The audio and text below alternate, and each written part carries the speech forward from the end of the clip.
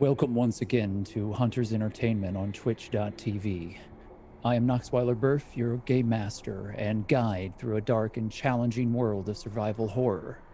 Tonight, as we do every Tuesday evening, we are playing Outbreak Undead. This game is not for the faint of heart, and I, as your game master, have confirmed consent with each and every one of my players. Our lines and veils have been drawn very firmly, and we have safety protocols in place to assist and protect everyone at the table. We ask you for your consent as well, and we encourage you to very closely read the content warnings tonight.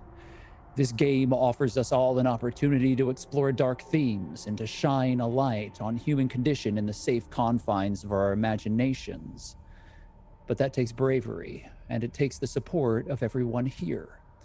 We must work together to navigate these stories of horror. We must do so cautiously.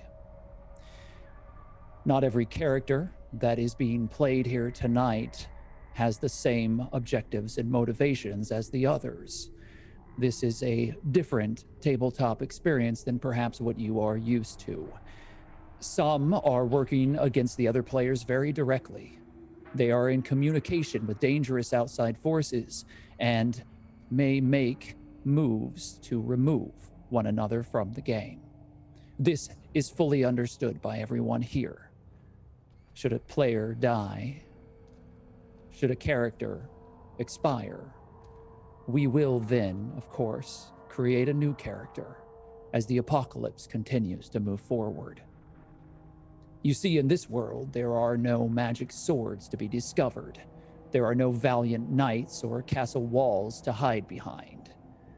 The dangers here are far, far worse than dragons and magic. They're not made up. They wear a face of a world that is very familiar, but a world that died long ago. It is an echo, the dying gasp of a civilization that is no longer here. But in that darkness, hope burns the brightest. I would like to thank both JB Jara and Alex Hillman and the entire Hunters team for helping us to make this campaign possible. Without their steadfast support, we would not be here. Please, while you are joining us within our audience, do not do so complacently. Do not sit back and find yourself not interacting with what we're offering you here tonight. We have the Scry program in our panels below, and we encourage you to engage with the communities of the apocalypse very directly. You can take on the role of a survivor yourself, and you can help to divert very important resources and goods to where you think that they will do the most good to those who need them the most. Your choices here will mean the difference between life and death. There are many linked settlements within the Rag and Bone universe. Which survive and which wither away will be determined by your actions. Our tireless Undead moderators are in the chat right now, and they're prepared to help you by answering any questions that you might have. They wish to support your efforts. Also, please, if you enjoy this content, continue to make noise for us on social media. Find your way to our YouTube channel. Leave a comment. Let everyone that you know that we're here. We need more survivors. We hope to bring them into the fold and to introduce them into the world that we're creating together. Join us in our Discord and connect with others that you might feel enjoy this particular brand of Dark Ride. Let everyone know. The apocalypse is now. Enough of all of that, however, allow me to introduce our players. Michelle, would you like to tell everyone a little bit about what you're doing elsewhere in the world and where they can find you, and about the character that you'll be portraying tonight? Sure. Hey everyone, I'm Michelle Wynn Bradley. You can find me here every Tuesday, of course, and every Wednesday over on twitch.tv/official Paizo. That's Paizo's only official gameplay that we're doing for them, and it's we're doing Starfinder, and I get to be a bug, and it's really it's basically like space murderers in space. It's really fun, but it's we are making some bad decisions about our lives. So that's cool. I'm also over on the Total Nerd network on YouTube. This Thursday, I have a video coming out all about Street Fighter, and I had to do a lot of research for it. It's a very good video, so I hope you guys watch it and enjoy it. And this Saturday, I'll be guesting on Poison Tulips. It's a show run by Ryan Omega, and it's going to be on Gilding Light's Twitch channel. We are doing. I'm just guessing as a pageant runner and former pageant queen. It's very exciting. So it's all bards all the time, all fun. I believe they're showing off the playtest for Satine Phoenix's. It's called Battle of the Bards. And should be interesting. And yeah, next week more stuff's coming out. I can't announce yet, but next Friday is a big day for me. So just look at my Twitter, please. As for this game, I am Faith, previously known as Baby Faith, one of the children that Achira abandoned in her youth to die. Me and my adopted brother Omar had to eat the others to stay alive, but I was like still a baby, I guess, so I don't remember. And now I'm part of the Citadel, and I love it. It's great. And Rowan is sort of like an aunt to me, and all these characters, everyone else here is trash. So that's what's going on. My character thinks that, not me. Marquis, I see your face. Very strong words. We'll see how they play out tonight.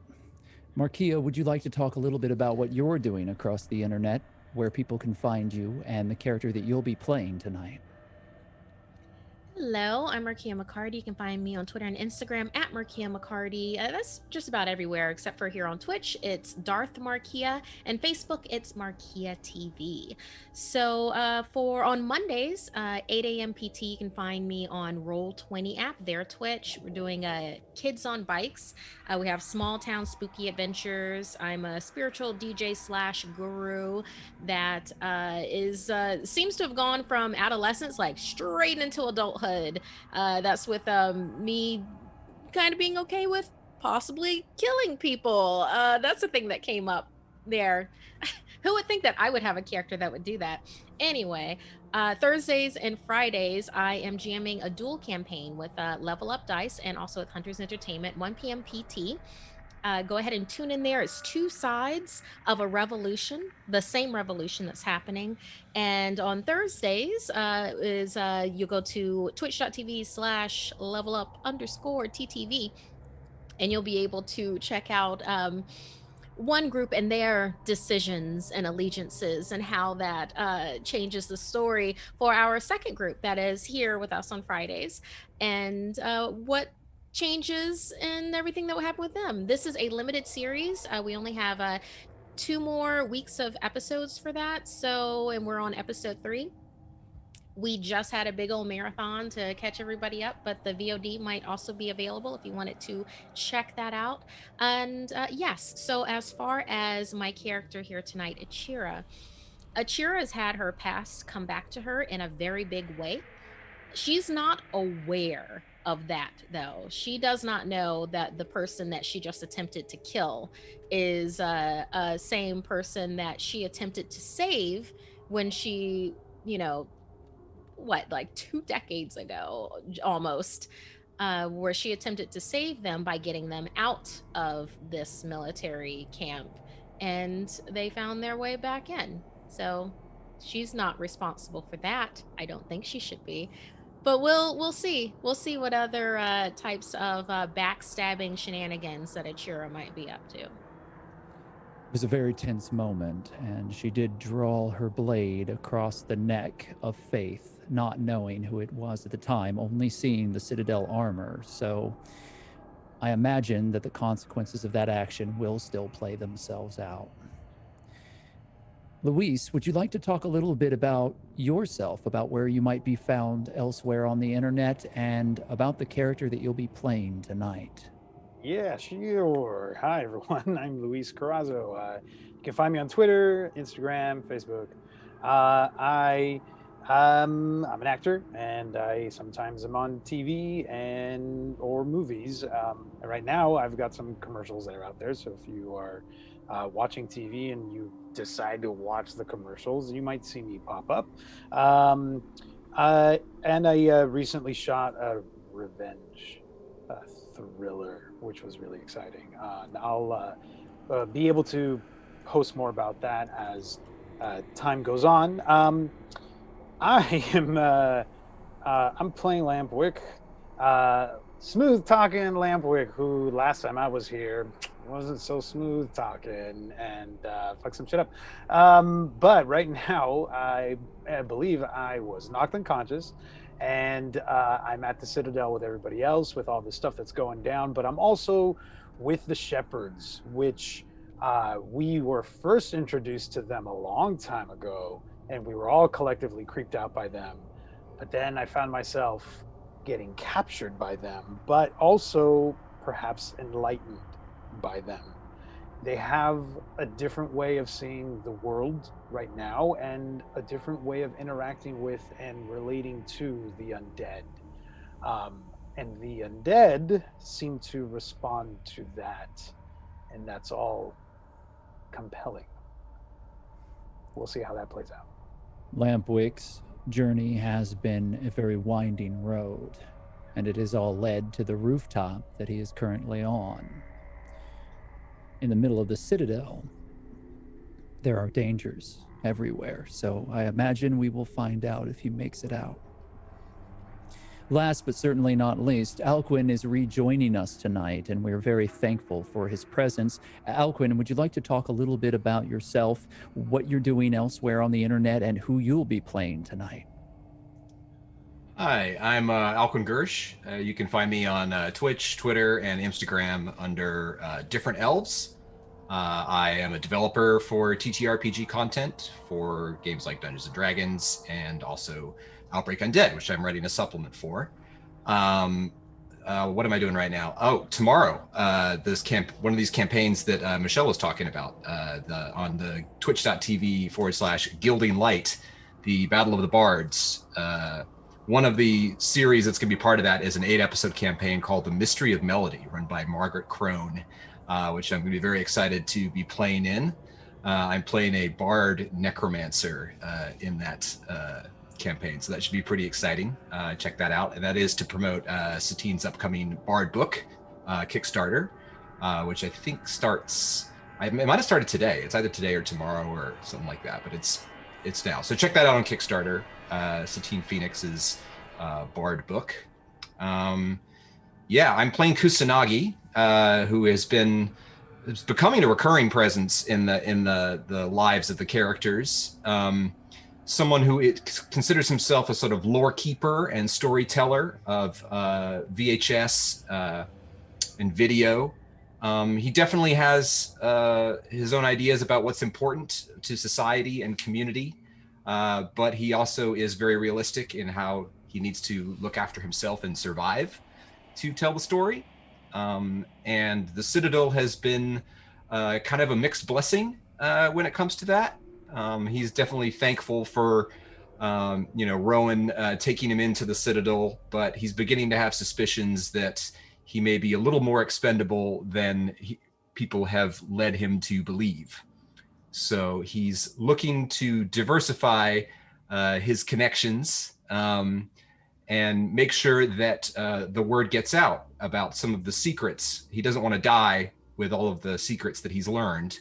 And last time I was here, I investigated the carriage that was left in the middle of the compound by the Shepherds and found some very unsettling things, which I have documented and hoping to try to get out into the world.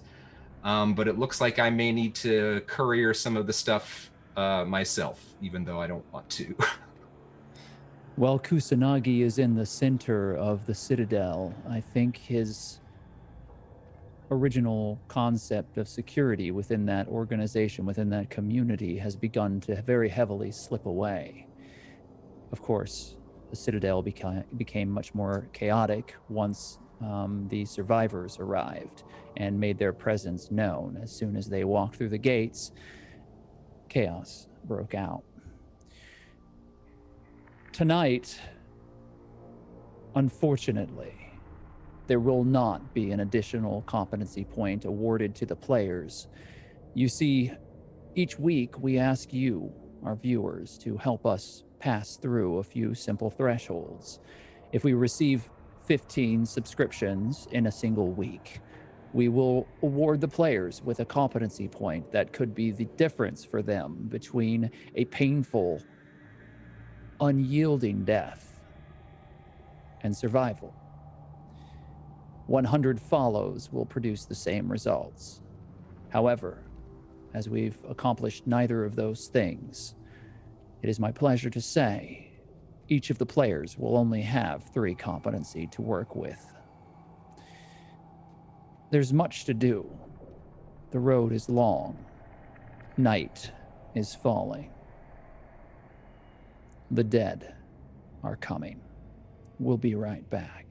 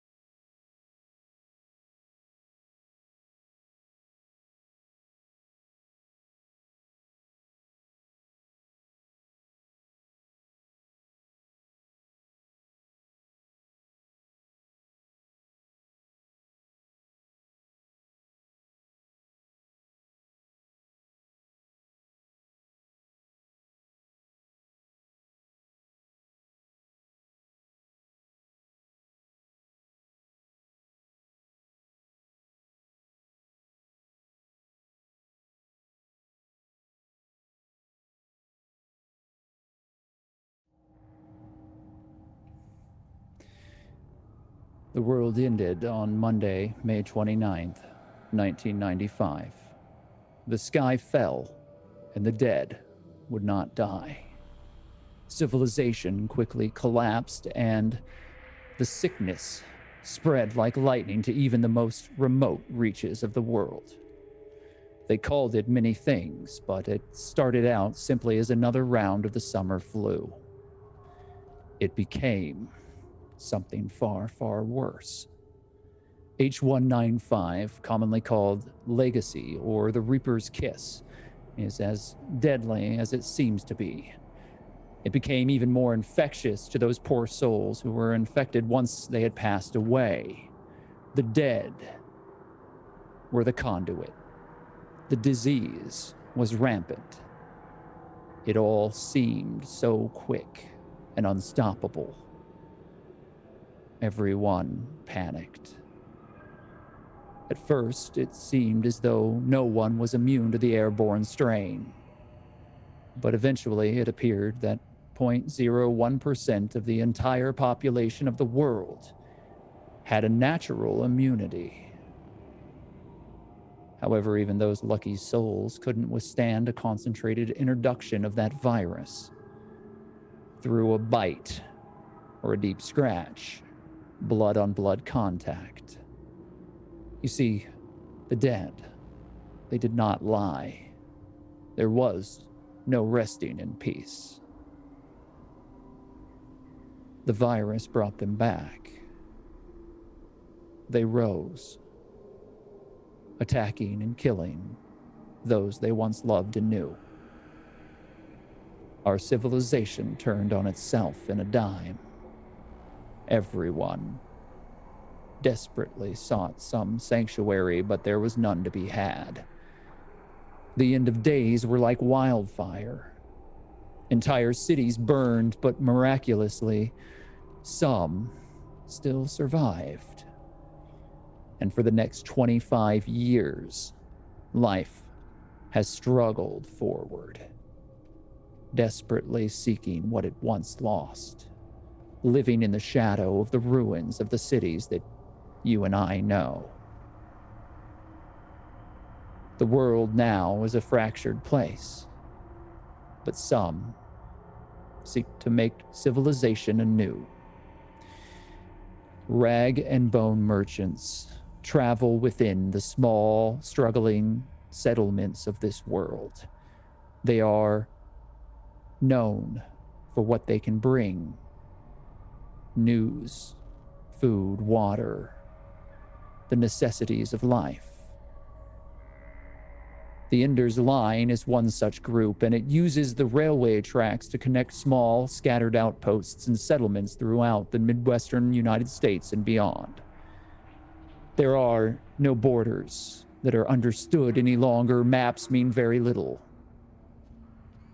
Names of places are only known by word of mouth. An entire generation has been raised in the wilds. Groups and small factions have formed. And through it all, the Rag and Bone seek to connect everything together. They are a lifeline in a world that now belongs entirely to the dead.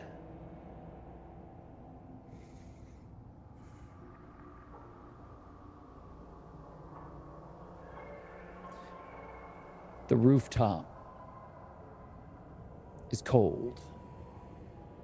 The night air whips across it, whistling loudly.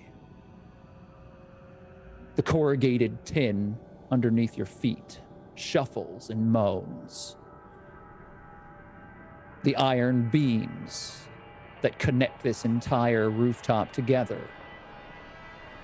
are very, very strong. But even in the Citadel, these buildings, as well maintained as they may be, have not been built in a way that ensures that they'll stand up to this much weight for this long under these conditions. This is an access roof. It isn't meant for this fight. Faith, you stand. Bullets have shot over your shoulder. You hold a pistol in your hand. You're sweating underneath your armor. A woman has appeared. She tried to slit your throat.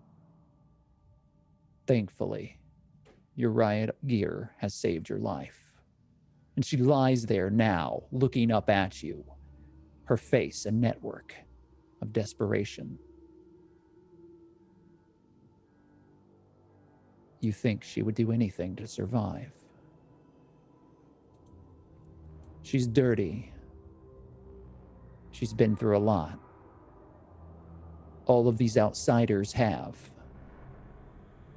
They've struggled, brought themselves back from the brink, and they come here, some as prisoners, some to be incorporated into the Citadel's network. Regardless, they all come with open hands, and they have to learn. If you stay, you work for what you have. You earn a place. You follow rank. This organization is built on order, not chaos. And Faith, for the first time in your entire life, having been raised here, lovingly called a military brat, your life has always been this place. You stand now on this rooftop and you look out at the small fires that are being put out. The larger fire, the biodiesel that was set ablaze by a saboteur who had entered into this place, likely with these people. You know the lieutenants are watching. And you know that somewhere the rest of management is watching as well. They always are. The upper echelons of the Citadel never show their face, but they make their voices well heard. You are the sole soldier standing this line, preventing these outsiders from escaping. The woman on the ground, and across the way, the man known as Lampwick. His head bleeding slightly, a trickle of blood working its way across it. These masked freaks, cloaked in black, tight combat gear, well-trained. You know a soldier when you see one. They aren't like you when you're people, but they are trained. They're made for killing. They're wearing white masks, and you can see nothing of the features of their face. One of them has knocked Lampwick unconscious and stands over the body now. Strange sword drawn, gun to their side. The other has stood and is firing at you. The problem here, Faith, is that you've already shot them dead, square in the chest. Of course, that doesn't mean that they aren't wearing armor as well, but it's unlikely that they would have gotten up so quickly. And you've heard rumors. People talk. Something isn't right with the shepherds. And you're afraid you're about to find out what. What do you do? Ooh, wow, fuck this. All right, Achira, good luck with this shit. I fucking go. I try to get away, basically, behind some sort of cover. I'm basically retreating back a little bit, to make it look like I'm trying to leave, but I do want to actually stay and hide and try to shoot from behind a barrier, if there's anything on this roof. Does she actually call me by name? You hear that. I imagine you said exactly what you said, correct? Yeah, Rowan told me your name earlier.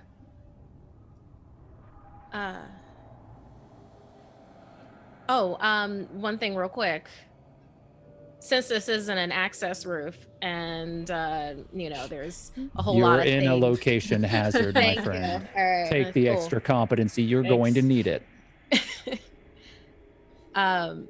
Achira's gonna shout over to Lampwick. You still with me? Lampwick, I would like for you to make a resist pain roll, please. Mm-hmm. Achira shouts out across the rooftop, and her voice echoes out. Lampwick, you are on the ground. Welcome back. The cold metal of the roof is against your face. You have 3 degrees of failure on resist pain. It is not catastrophic, but it will hamper you as you begin to wake up. Do you wish to keep these 3 degrees of failure? I cannot blow all my competency points just yet, so I'm going to ride this one out, and maybe I barely heard it, as if it's like a mile away, and I still my head's still ringing. Indeed it is. Your head is ringing. It's ringing in the way that a cannon rings when it explodes, shooting forth its payload. You have a headache that is splitting through your skull, screaming with intense pain. You feel as if everything around you is spinning. And you do, somewhere in the far distance, hear Achira cry out to you. There's a wet trickle of warm blood on your fingertips, and you see a blurry shadow crouched right next to you. If I heard Achira call out, I'm going to, through the pain, try to, whatever comes out is whatever comes out, but I'm going to try to call out, I'm here. And I'm going to try to kind of get my bearings. And start to get up if I can. You call out. It is incoherent. A series of mumbles. Your words are horribly mangled as you try and fail to stand. You slump back down. Achira, you notice the individual who's masked very slightly inclines their head towards Lampwick. They've noticed. They didn't know he was there before? Weren't they the ones that... They didn't know that he was conscious. They thought that he was unconscious. Now they know that he's awake. Okay. They are the ones who knocked him out. You are correct. Okay. Well, hearing Lampwick's voice and seeing the person that was standing above her retreating across the roof, Achira is going to get back on her feet and going to look around and see exactly what's going on. You have access to the rooftop map. If you take a look at it now, you'll see where you are in relation to the others. The two black X's are the masked individuals that you are facing off against. Each of them are standing here on the side of the roof with Lampwick. This red X represents the dead body of the soldier that entered this fray alongside Faith. Sadly now, there is a bullet that has been placed directly in the middle of his neck, and he is lying on the ground in a pool of his own blood. What weapons did he have on him? Is it the normal, like, does he have a long gun? He does not have a long gun. However, he does have a pistol that is on the ground lying next to him and a citadel sword that has been dropped. It is a strange hacking-like device. It is well-made, black steel with holes that have been embedded into it to make it lightweight, yet it seems very sharp and very sturdy, like a machete, but much more dangerous. Yeah, Achira already has one of those, and she has a guard's gun. It looks like he's somewhat close to the edge. Right there, if Faith is going back towards the... It looks like the ladder is behind us. Is that the only way off of this roof? Each of these are access points. Not all of them lead down to the ground. The larger segments here are outcroppings that are on the second floor. They don't go all the way down to the first. Okay. You are 3 stories up, however, so it is a 2-story drop to that and a 3-story drop to the ground. Okay, so the smaller ones are access going all the way down to the ground. All of the white X's represent Citadel soldiers in Riggs' unit, as they have formed a perimeter around this ladder, which currently has Rowan climbing up it. Although you are unaware of that. Okay. All right then. There's only a matter of time before the person that is down is going to get back up again. So Achira is going to roll this body off of the roof. Like the closest edge that you see here. Is that accurate?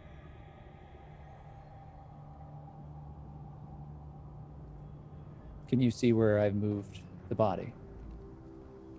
Yes. Just roll it Okay. off right there. Move yourself to this edge here. Faith, what is your intention when Achira moves over to toss the body of your former partner off the roof?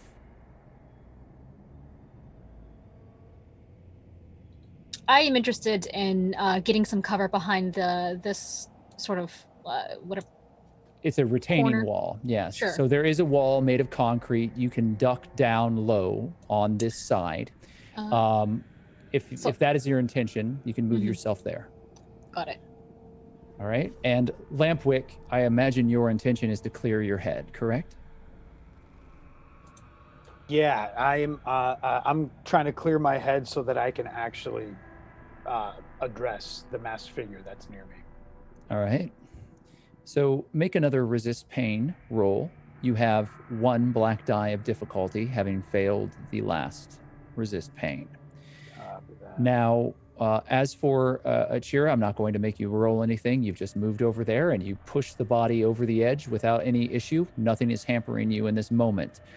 However, I would ask that you roll 2 blue speed die, please. Faith, I would have you do the same. And make a dodge check as well.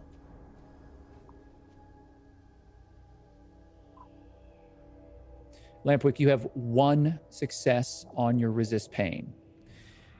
Your head clears. Everything begins to solidify around you. You can hear clearly now.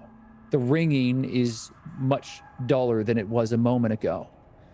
You feel present. And immediately, you see Achira and Faith taking cover behind a retaining wall as the 2 individuals that are standing over you begin to make their moves. Is the one still looking at me, the one that looked down? You should make for me a detect motives roll. So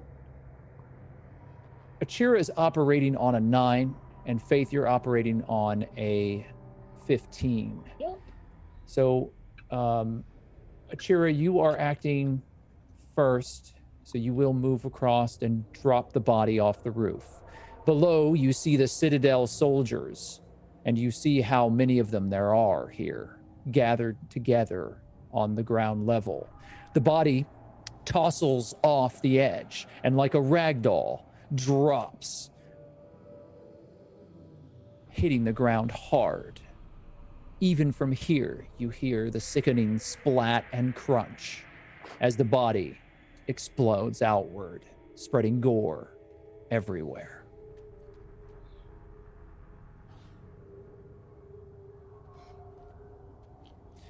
Well, couldn't leave him up on the roof with us. Yeah, I mean that's fine. It's just, yep, still gross. Wanna help me not die up here?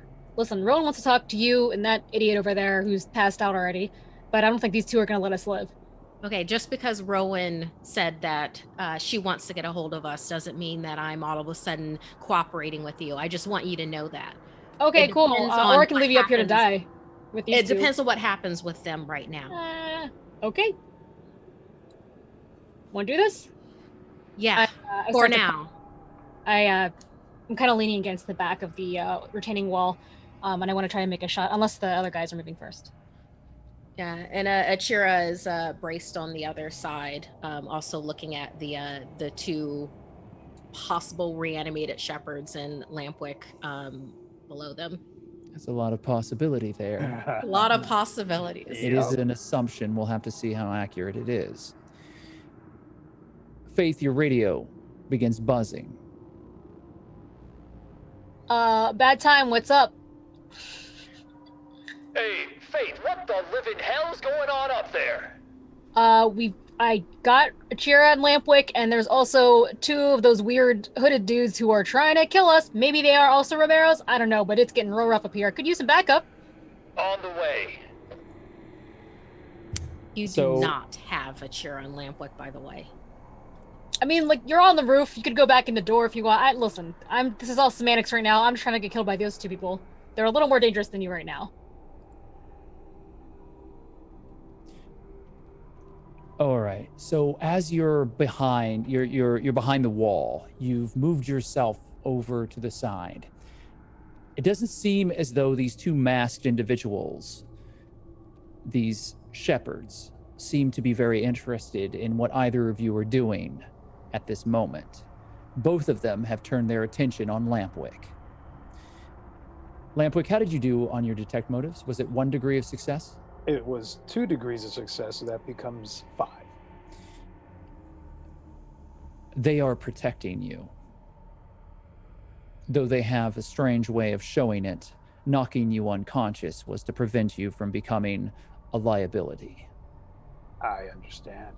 I'm going to reach up and kind of touch them, and I am going to tell them, we need to stand down. Remember the mission. We were sent here for a reason. We can't hurt Achira. And I think you've shown them what you're capable of. We can monopolize this, but you need to let me talk. With 5 degrees of success on your detect motive, I'm going to tell you that you believe everything that you've seen now has been them intentionally missing the shots that they've made, trying to not harm, but trying to restrain and slow down the Citadel members. Perfect. I'm going to start to get up on my feet. One of them helps you up, but then you can feel, if you try to break away, a hand on your shoulder, and one of these sentinels pulls you closer to them. The other one is on your other flank, and they have forcibly put themselves very close to you. One is standing in front of you. The other is standing just to the side and then a little behind you with their hand on your shoulder. Does that change anything that you wish to do? Yes, I'm going to call out to Achira and to the Citadel people. The fight's over. It's safe. We're no threat. Achira, you're safe. Come out, please. We need to talk. Tell those 2 to put their arms down, or this is gonna keep going like this. We have backup coming right now. They're not going to drop their weapons, and they're not here to hurt you. Trust me when I say that they're not going to cause any more harm. But You just killed one of my fully men. capable- is because your men have been coming at us. Yeah, I have to say your man had it coming.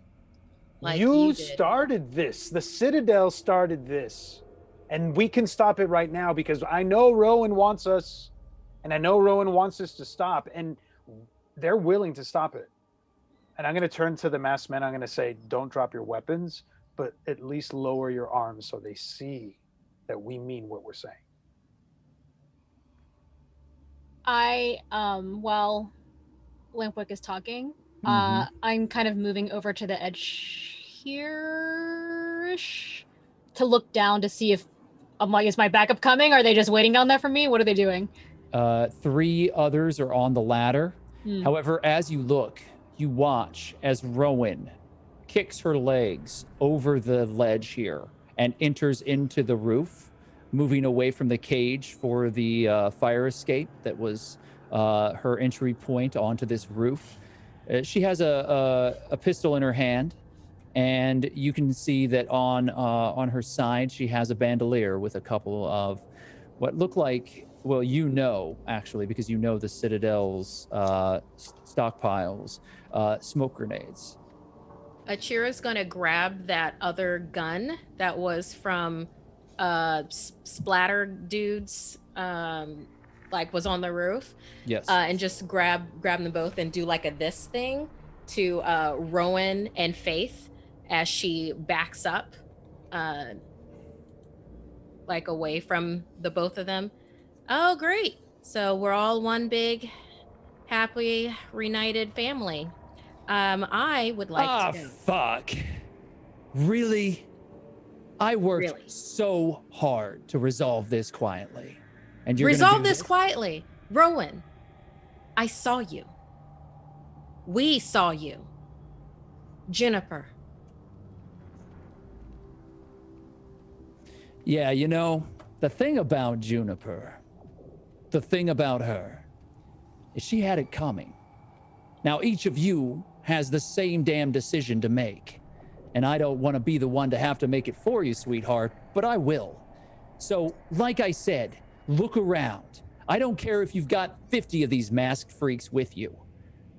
Put down your weapons. Rowan, I'm not with them. You could have fooled me, sweetheart. Rowan, our deal still stands, but you need to call off your men. This was started by them. This was started by them and some of the prisoners that were in here. Not us. Yeah. All right, Lampwick. You want to talk? You That's always what I wanna came here talk. for. Yeah, I know. We were doing real well. I thought you and I had an understanding. Until you shot Juniper in the head. Shut up. Lampwick, I thought we had an understanding. Do we not? have that understanding. We have that understanding. You have men that are not on the same page as you and I. And you know that to be true. So this is on them. They came in here guns a-blazing, trying to prove some shit to you. And that's not on us. They came in and started shooting people up. They started this. I get it. I get it. Look, I'm willing to admit that maybe everyone You got here some is loose on cannons edge. that No. need to, be controlled. Lampwick, for fuck's sake. This is not a negotiation any longer. Look around. You had your chance to talk. We worked things out. You want to keep that arrangement? I would just measure your next words very carefully. One of my men is dead and splattered on the ground out there. Not only that, we've got at least 7 more dead down below. You want to whine to me about Juniper after the shitstorm that you brought down here? Look around. Everywhere you people go, everywhere the Ender's line ends up, this shit goes on. There are fires and saboteurs. The sanctity of the Citadel comes first and foremost. Faith, Wait, take what? Achira's weapons. No problem. No, I'll give her- that's not gonna happen. Shut up. No. Do you even know who I am, Achira? You know Omar. Rowan, what? You know Omar, don't you? He talked to you earlier. My brother. That Achira's where she had her guns up, they then go down in shock. Faith, we talked about this, honey. She doesn't have anything for you. She sure doesn't. Are you can't be. You seemed a lot scarier in the stories that Omar told me about you. Omar was a child and he didn't understand what was really going on. Oh, I mean, I was a fucking baby. Apparently you left us and, I don't know, some weird shit happened and Omar's real fucked up about that, probably permanently. But, we're different from you, Achiro. We don't abandon our own. That's not what it was. That wasn't what it was.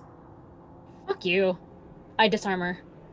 3 more Citadel soldiers enter into the roof. Now, Lampwick, do you continue to have your protectors stand down? I have them stand down and be ready.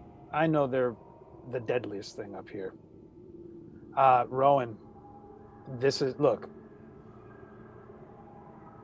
I don't think you understand how much I get you. I do. This is still on between us. I have no animosity towards you. There's work to do. You have to make sure that your people stand down. If they stand Cowboy, down, I don't Rowan. think you've been paying attention. You can say all the pretty words you want to say. I'm in charge here. I know that. I know you're in charge here, for sure.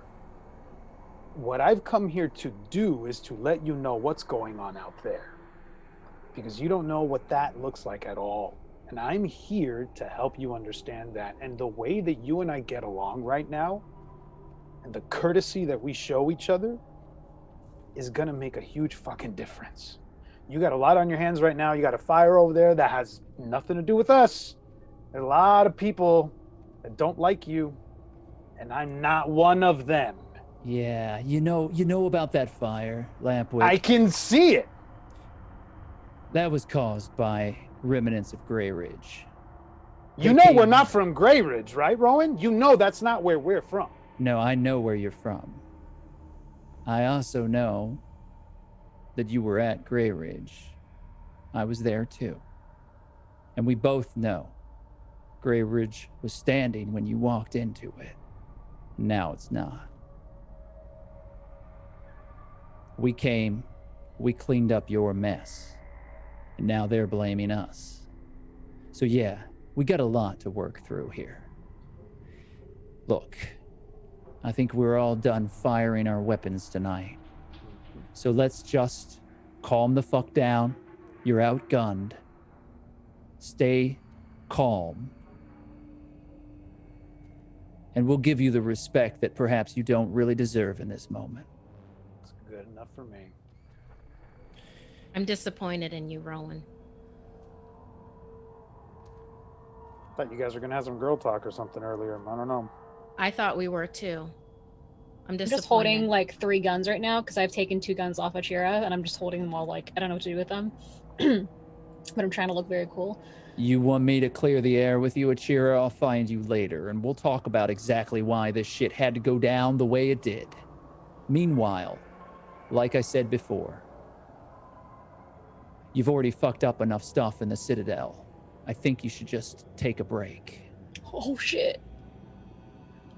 I'm not going back to your brig, but if you want to give us the respect that you say that you want to, I'm willing to listen. No, the brig is off bounds now. It's not going to be used for a while. However, we've got a place we can put you. And when you're there, I think you should really be thankful that I didn't let Riggs decide where you were going to be staying, because I know exactly where he'd put you both. Riggs is still here? You got a lot of catching up to do, sweetheart. And she kicks off and goes back down the ladder as the other Citadel soldiers stand there with the guns drawn on all of you. Next to you, Lampwick, you feel the presence of these 2 individuals, these sentinels standing very close to you protectively, but they don't make moves to do anything other than shield you from fire and, if necessary, carry you out of here. Meanwhile, though, When I get a chance, I'd like to communicate something to the one that's nearest me. yes, I'm going to come back to you in just a few minutes, but I'd like to go now to Kusanagi. Beautiful. Kusanagi, the radio is on fire. You've heard much of the reports, and you're aware of what's happening on the roof right now. Not all of those channels are open, but you have access to them. So you're fully aware of the fact that there was a showdown on the roof of what remains of the brig. You have made some VHS tapes, correct? Yeah. And I've tried to reach out to some of my contacts to pick them up, to make sure they get out of the Citadel and go to other people. So you're using radio channels that you wouldn't normally use in the Citadel, which is a little risky, but if you wish to do it, I can help you.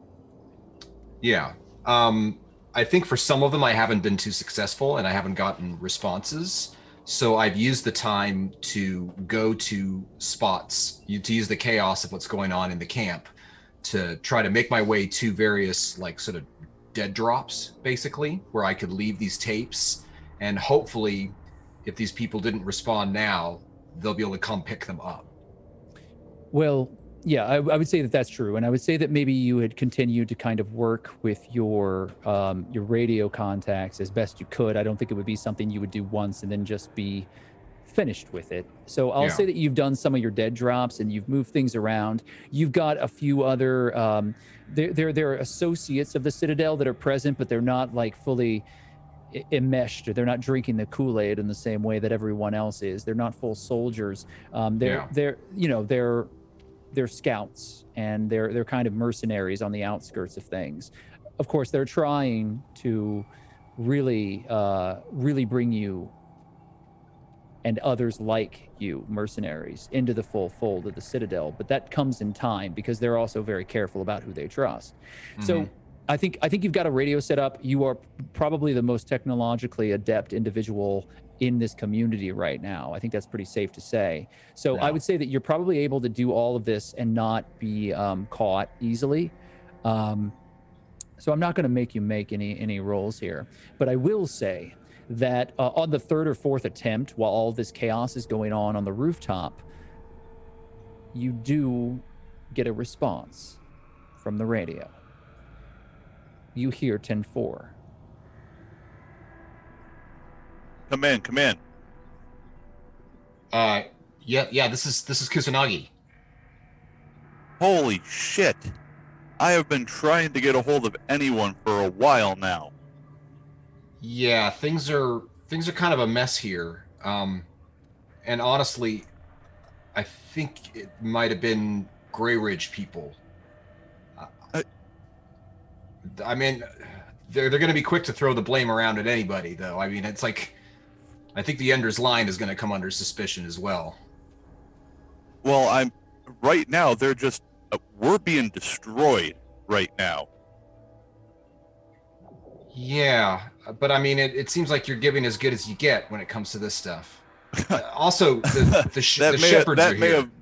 That may have been the case before Kusanagi, but that is not the case right now. Listen, the shepherds are here too. And honestly, I thought they were part of this, but I've learned some things about them that I'm trying to share with people. It's on these tapes. I've got tapes at some of the places that I've left them before. Ah, jeez. You need to be careful with that, because right now there are people taking out Enders and even other Rag and Bone members all over the map. They're being crucified and left on display at the safe houses.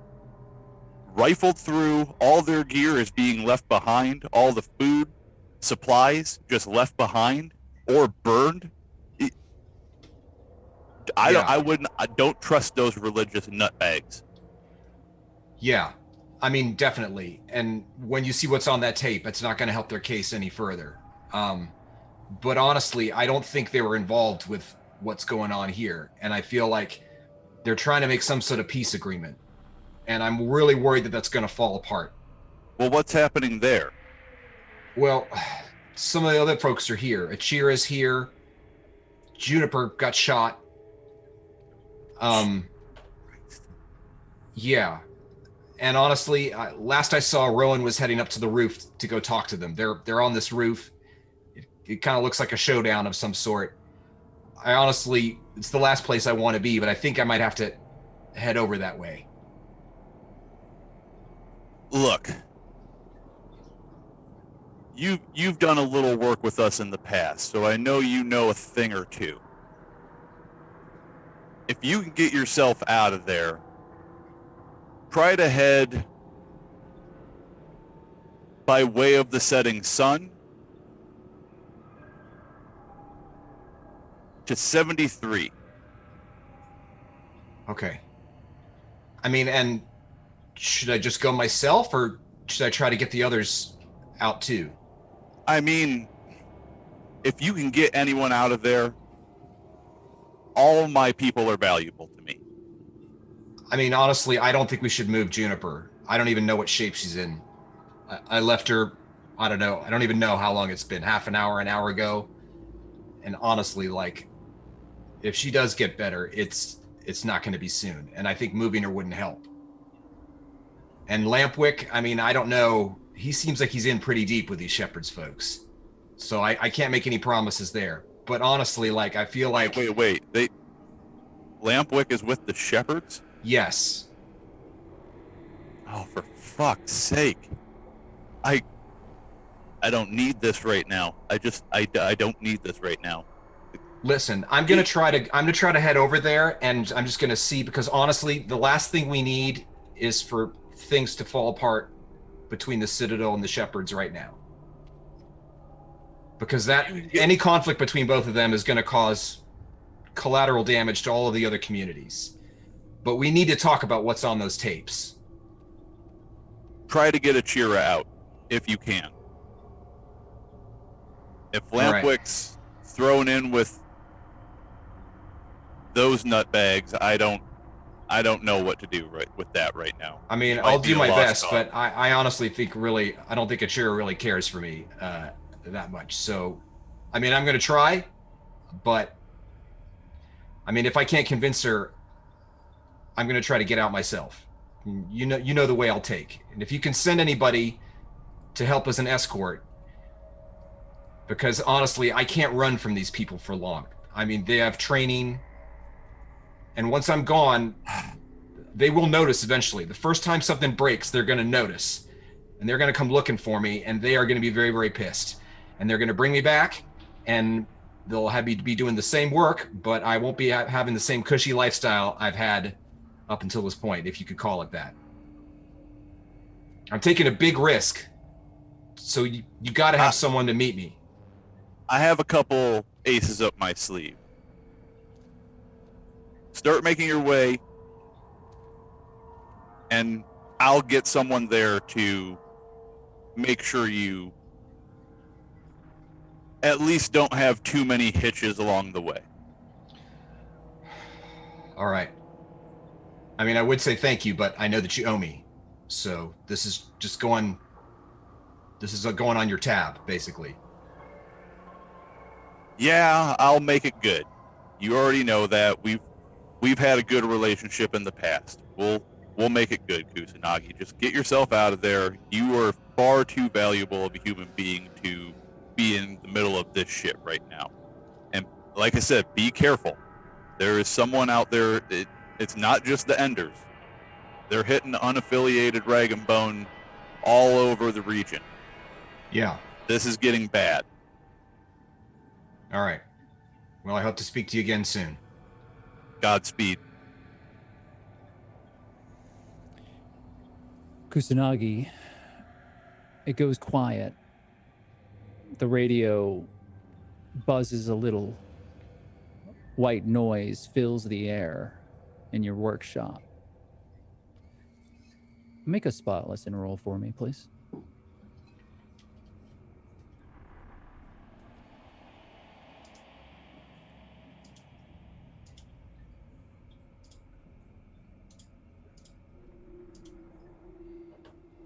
That's 1 degree of success. Do you wish to allow that to ride as a single success?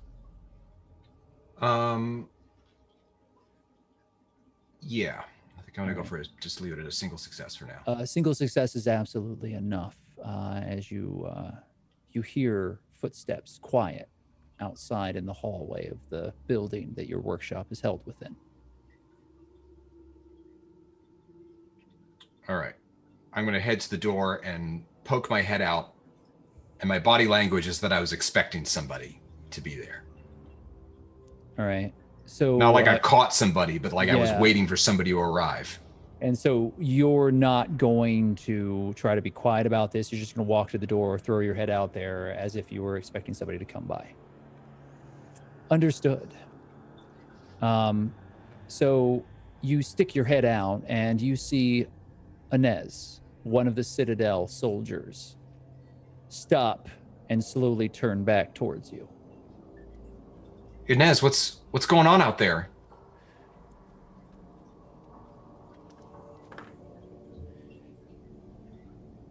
Make a detect motives check.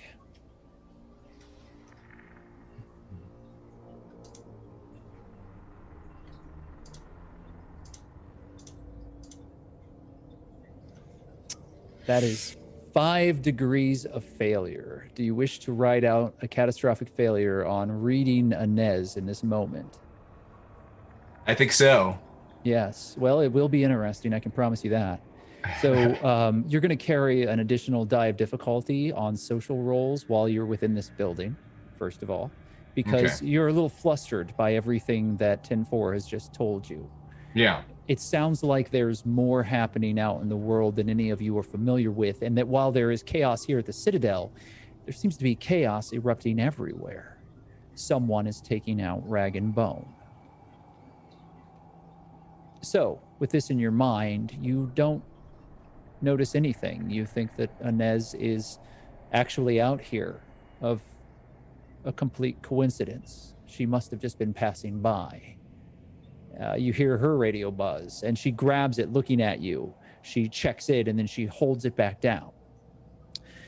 Yeah, Kusanagi, I'm sorry. I should have checked in on you. Things are a little foobar out there. Everything is gone haywire, and yeah, I mean, I've been in here fixing the generators, and honestly, if I don't get back to it, I think we might lose the entire grid. Oh, well, listen, you're well within your right to do whatever you have to. I know Rowan trusts you, so I don't feel like you need a babysitter. So even though this is my shift, I'm going to actually hightail it across the yard and see what's going on over at the brig. Oh, listen, I mean, of course, I know you're going to do what you want to do, and I know that you have a sense of duty to this place, but I went by the brig on my way here earlier, and I mean, we don't know each other very well, Inez, but I'd hate for you to get caught in something that you're not a part of. Like, you can see that she's a little more rigid in this moment. You can see the military sheen kind of go back over her. What do you know, Kusanagi? I think there's some sort of conflict within the ranks. I think there are people who are not loyal to the Citadel. All right. So you're going to have a die of difficulty on this persuade roll. Go ahead and make it. Let's see how you do.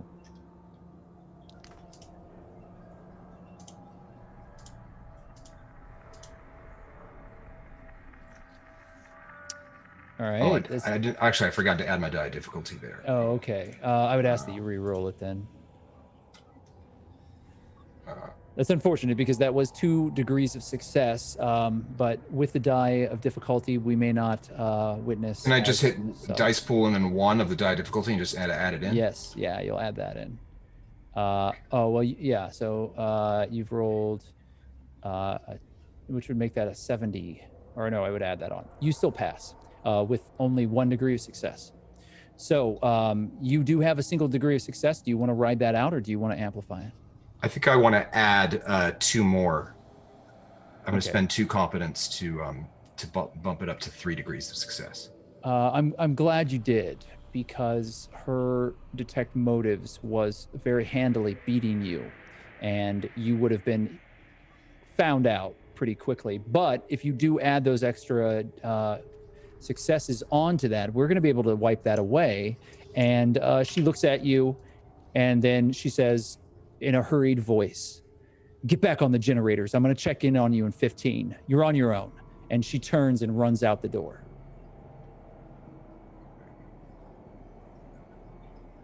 You're alone. What do you do? I'm going to equip myself as best I can. I still have my my flak jacket on. But yeah, I'm gonna try to. I have of those extra pistols I ran into in the armory before. I think I've kept one of them and a few extra clips. So I have 2 guns, probably about 4 clips of ammunition, all mollied on. Mm-hmm. And yeah, I just try to look as serious as possible, like I need to be somewhere, like I have a mission, I'm doing military shit kind of thing. How many survival points does Kusanagi have? I have 20. All right, that's not very many, but you have an enormous discount, both you and Faith, as you are within Citadel stronghold confines. I mean, some of those things were things I actually picked up. Right. In the previous Is there anything game as else well. that you want to pick up that you might have had at your warehouse? I think I actually have a prototype for this restraint collar that I talked about. Yeah, okay. That's fair. It's not functional, and it's missing critical parts in it that would keep it from being functional, but it looks functional. Like it has a red light that blips on it, and all that sort of stuff. So go ahead and remove 10 survival points, and we'll say that you have that with you. And as you're gathering a few things and shoving stuff into a bag and adjusting your weaponry, you step out into the hallway, and in the storage container that is adjacent to your workshop, you see a figure, a shadow, moving on the other side of very dirty glass. And the door is open, and you can see that there are a number of hairpins that have been bent out of shape and are dropped on the ground nearby. All right. I'm going to have my weapon at the ready, and I am going to, with as much cover as I can, try to peek inside. Is the door ajar? Is it open to this? It is ajar. Okay. I'm going to very quietly try to peek inside, but I'm not going to touch the door or move it or anything that would make any noise. All right. Well, if you're going to be quiet, I am going to have you make a stealth roll for me, please. And since it's not a social roll, you have no dice of difficulty to add to that. You are still flustered, however, as you push your way closer to the open door. You see the figure moving on the other side of the window. And let's see how you do.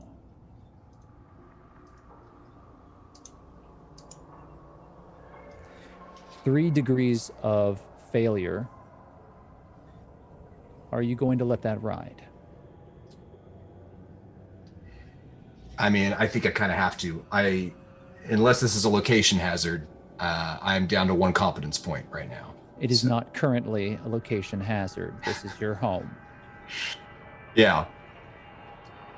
So you move forward towards the door, Kusanagi. Carefully and quietly, your boots move across the slick concrete. It's dark. You see shelves on the other side of the crack of the door as you push yourself closer. Your hand reaches out and you push your way in just a little to look in. The door, under its own weight, surprising you, creaks as it opens up inward, making a loud, groaning noise. You see a small shadow dart across the space, hides quickly behind a set of shelves. Something drops to the ground.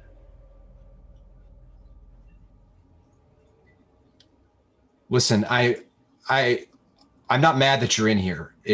None of this is my stuff anyway. If you need to take something, maybe I can help you. You realize that this is the storage container that holds many of the personal possessions of the people who have been put within the brig. There are plastic apple crates that have been put onto these shelves. They line the wall, and there are small pieces of duct tape that have handwriting scrawled across them with names. You see what's on the ground. It's a Rubik's Cube.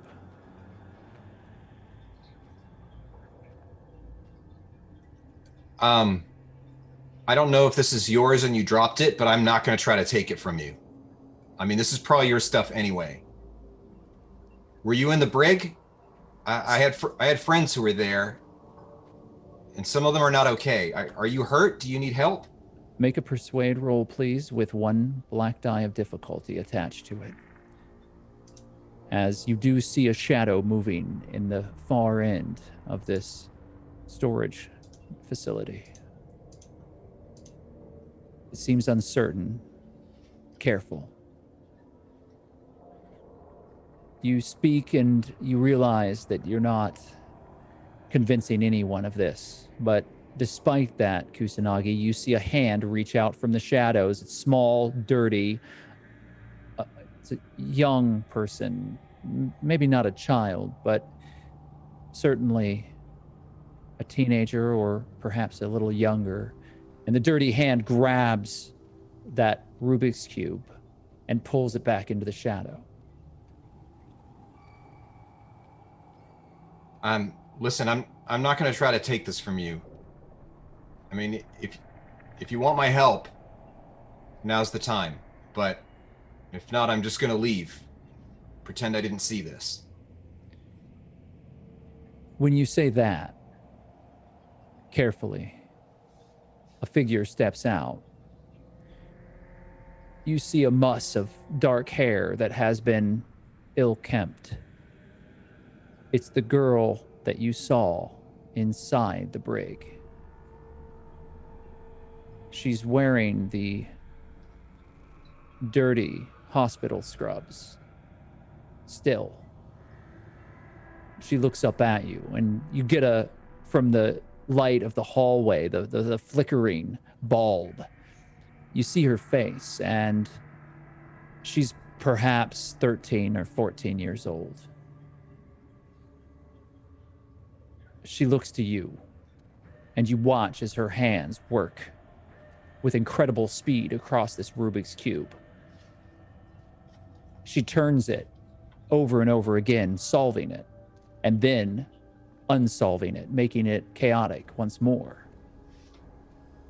Now, when you say I recognize this person from the brig, and I saw a doctor in hospital scrubs that was a Romero whose head I crushed, right? This is not that person.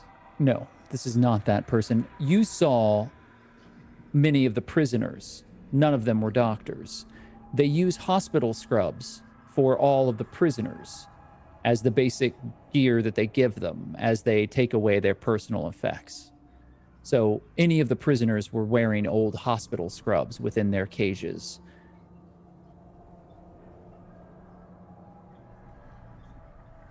Okay, well, if you don't want my help, or if you're worried that I might hurt you, I can tell you that if you go over to the western fence in the area between substations 1A and 1B, there's a small hole in the fence where you can get out.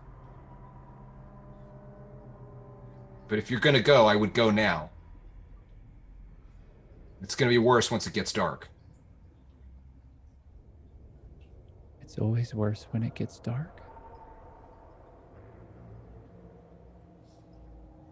Yeah, honestly, I don't know why you were here, but you don't want to stay here. You don't want to grow up here. I've seen some of the people who this has been their life, and this place will change you. They'll say it's to make you stronger, but you'll be losing part of yourself, honestly. You're better off somewhere else, and I think you know that. I watched her fall. Who? The girl. The girl who got shot in the face? She fell, and then she died. She's not dead. She's with the doctor. She's very badly hurt, but she's not dead. She's dead. They're all dead. You're dead too. You just don't know it yet. Okay. Good talk. Good luck. I've had my weapon up this entire time. Oh, you have had your weapon up. All right. And I'm gonna back up, and I am gonna close the door and get on the hallway, and then I'm gonna book it in the opposite direction from where Ines went.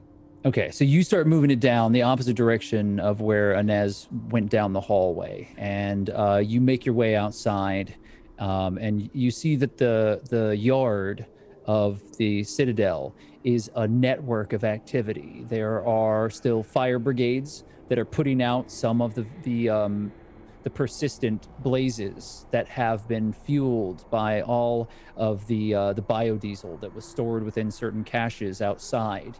They were small, tin structures that were put up that, they were intelligent enough not to keep it within any of their main buildings. However, that amount of fuel burning is still a huge amount of problems for them on the ground. So they're fighting those fires.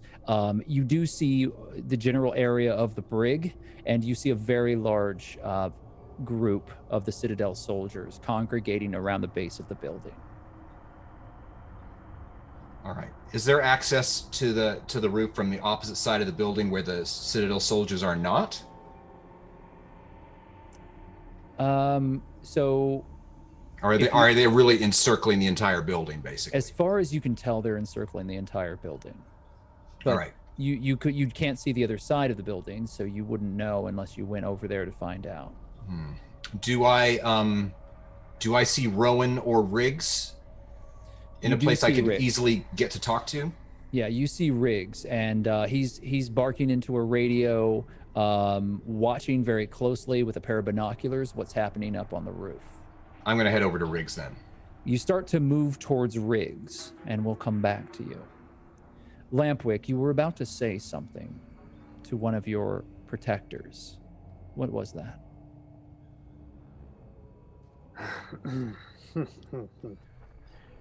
I wanted to turn to him, and I said,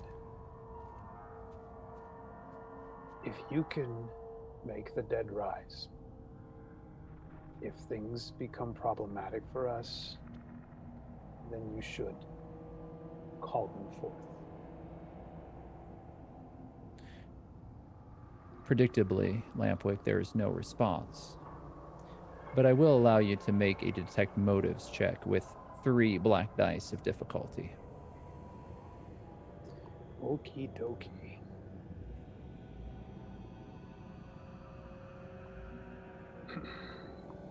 There are many things that Lampwick is very good at. However, much of it requires the ability to read facial expressions. That is 1 degree of failure, but I'll use 2 competency points to make that into 4 degrees of success.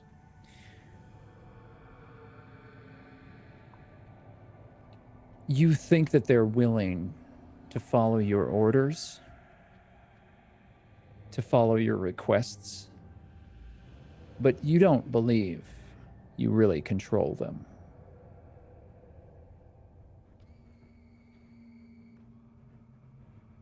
At the end of the day, Lampwick, your guardians,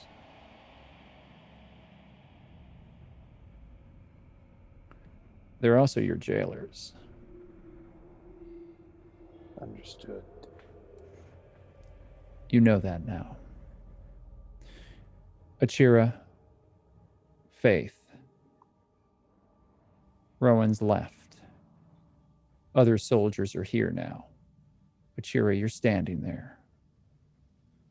You're looking at her. She's wearing a lot of gear. The riot armor. But you can see her face now. It doesn't seem impossible.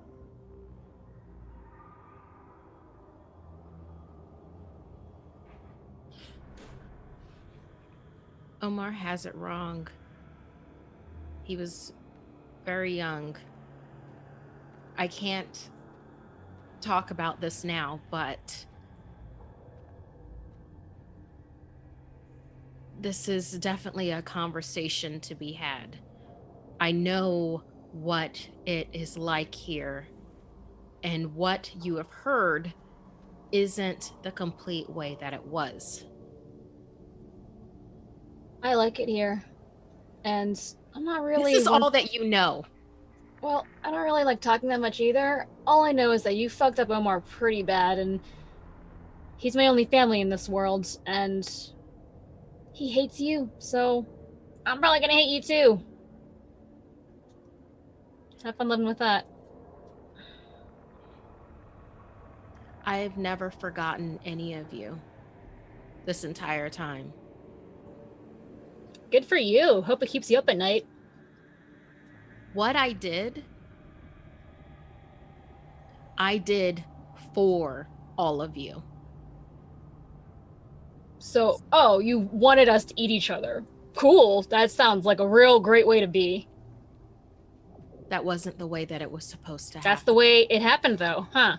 I didn't Intentions have don't control. mean I intentions didn't have don't mean control of shit. that. Yeah, it's because this is Intention means everything. we're still alive. Our so-called brothers and sisters are not alive. Seems like it means a lot to me. I really need to have this conversation with you, and this is not the time to have it. I do want to have it with Omar as well, but it wasn't the time to have it in the break. You think I'm mad? If you think I'm being unreasonable, you probably should not talk to Omar because he's gonna just kill you. You probably don't want to talk to Omar. You probably shouldn't. Probably stay away from him. He fucking hates you more than me. I would talk to him, and I would talk to you anyway. Well, see if you're alive in a couple days. I'm pretty good at staying alive when I've got a good reason to. Me too. When Faith says that, 4 soldiers kind of saddle up behind her and rifles in hand just sort of stand there menacingly behind her. You are literally the only reason why they are getting to take me right now. I just need for you to know that that is a fact. Achira's going to hand over the Citadel sword like knife that she has. I will not be bound though. And then walks over to the edge of the roof with this guard. Can I do that thing where I pretend like I'm gonna throw her off and I grab her by the shoulders instead? You can certainly do whatever you like. The question is, how does Achira react to that? Achira looks Faith in the face and then mimics putting a sword across someone's neck and was like, "Remember?" Nah, I got a bad memory. Let's go. Let's get out of here, kids. And just Nox, just to remind that the same weapons that Achira had gridded on herself for the brig, and You still have a few items up your sleeve, as it were. Yeah. However, they do strip you of any apparent weaponry. Well, that's why she handed over the obvious Citadel sword, because she only had the Citadel pistol and the Citadel sword. She let Faith strip her of that, and she handed over the Citadel sword. So as far as they know, there's really no other reason to. Exactly. I was in the brig and had been searched before. I see. I was gonna say unless. Yeah, no, I was literally a prisoner down to my skivvies. They don't search you. They take any apparent weaponry that you have, which they've already relieved you of, and a couple of them kind of push you roughly forward as all of you move towards the ladder. One of them goes down first, and then Achira, somebody points at the ladder with a rifle. Lampwick, coming. Oh, I wouldn't miss this for the world. There are 5 Citadel soldiers that are surrounding you and your 2 guards. They're staying away, but they do have weapons at hand. I'm going to move forward and join the Chira. As you start to move that way, a soldier cuts you off and points to a different ladder on the opposite side of the building. Really? Aren't we all going to the same place? We got orders. You're going down that ladder. They're going down that ladder. Whose orders? Rowan's? No. Get moving. Rowan! You do not hear or see Rowan when you shout out. Do you follow this soldier's request that you go down a separate ladder? Are we surprised? Of course not. I'll see you soon, Achira. Just on the bottom of this ladder, I guess. I'm going to look at the 2 guards that I have, and I'm going to start to approach the ladder. I'm going to stay in between them. One in front of me, one behind me.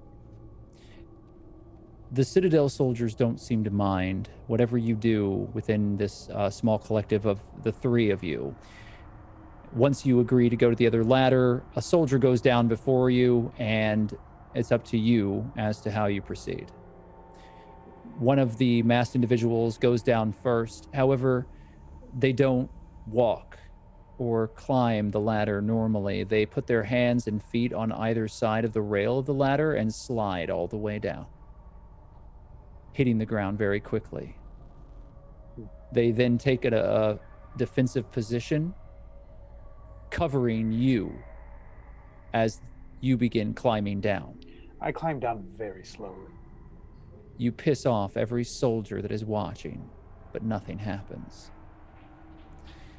Once you're about halfway down, the other soldier who's at the top, guarding you and covering you as well, stops, stands on the very edge, and continues their watch until you hit the ground at your own very slow pace. The second sentinel does the same thing, grabbing onto either side of the rails of the ladder and sliding down. This causes some whispering amongst the soldiers. The rest of the unit that's up on the roof works their way down as quickly as they can.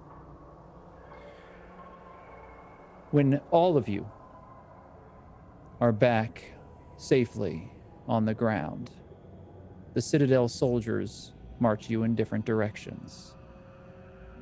Kusanagi, as you begin approaching Briggs, you see this procession with Achira in it coming down the ladder on one side. You do not see Lampwick.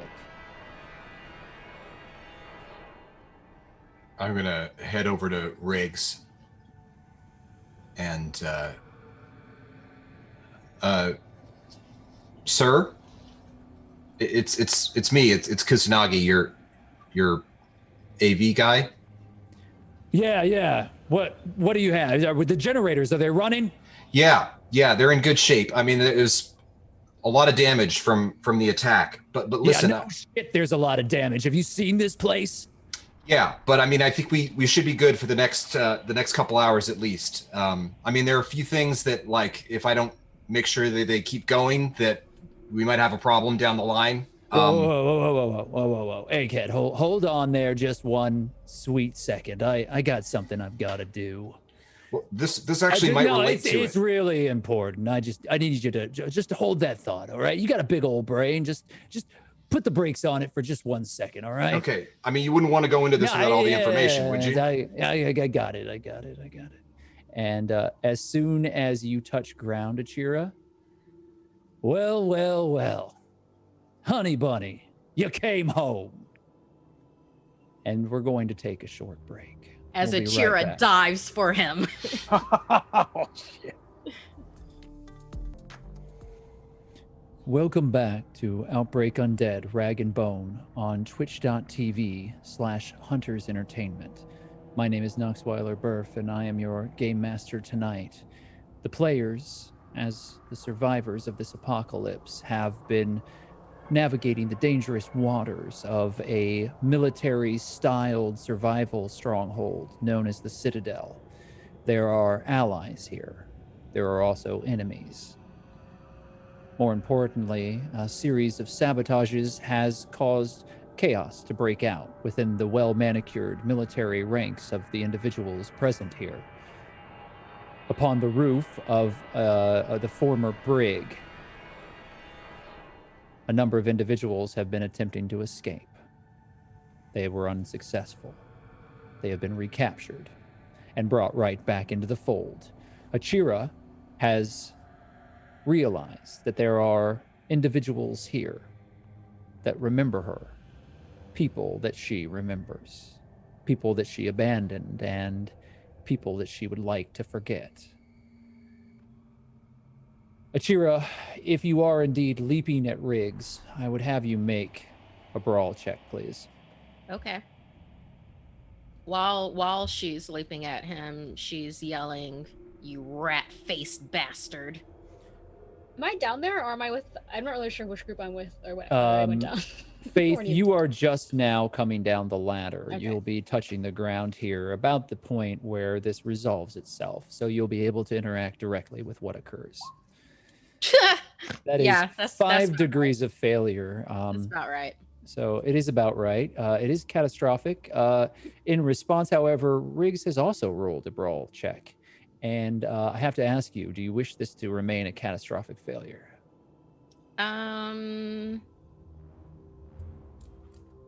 I'll use 2 competency points to just make it 3, I guess.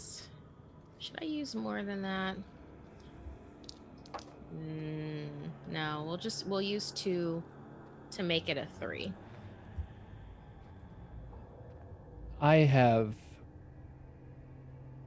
rolled damage for this strike, and even with the reduction of the 2 degrees of failure, moving you to 3 degrees of failure, Riggs has 2 exploding dice that have... Of course he does. Of course he does. That has caused much more damage than I intended to cause with this strike. Should I put in more competency with no, it then? I think it's up to you if you wish to.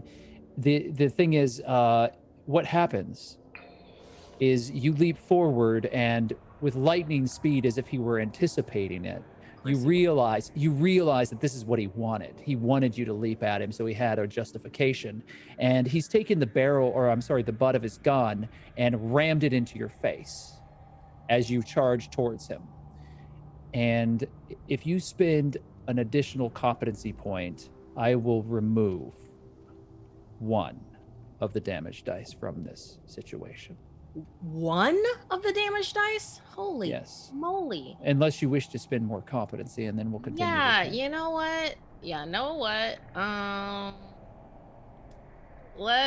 Because I did 2. Let's do another 2. Are you carrying unresolved damage currently on your damage track? No, I'm all the way clear. All right. So a total of 4? Ugh, of course it would be for him. So you're. Oh, that you're would going bring to me spend down it. to 1 degree of failure. Okay. So put a 4 on your damage track, and that will be the only one. Okay, that's still clear. Yeah, it's still under your threshold, so you're going to hold on to it. If you take further damage, though, it will become an injury. So effectively what happens is this large bruise starts to work its way across your face as red-hot pain flares up from the strike of the butt of Riggs' rifle as it heavily slams down into your face.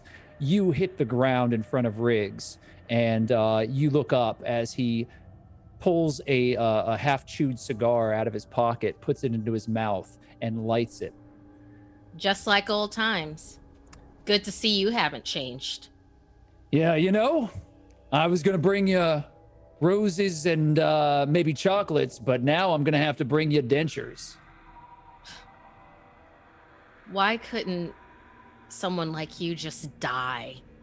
Nah. Just die. You see here, Achira, and he leans real close to you, cigar smoke just wafting into your face. That's where you got this whole thing wrong. The assholes like me, we're the ones this world was made for. We're like pigs in shit out here. You're the fucking dinosaur. How could you bring them back? You did it out of spite. Did I?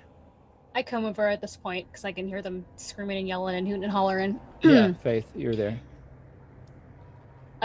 So let me get this straight, person who's laying on the ground. You wanted them to leave some dead kids eating other dead, some two starving kids who are eating other dead kids in an apartment all by themselves. That would have been better. That's not the way that it was, and this isn't. I'm pretty sure that's how it happened to me, because that's It's my exactly story. the fucking way that was. It's Yeah. not.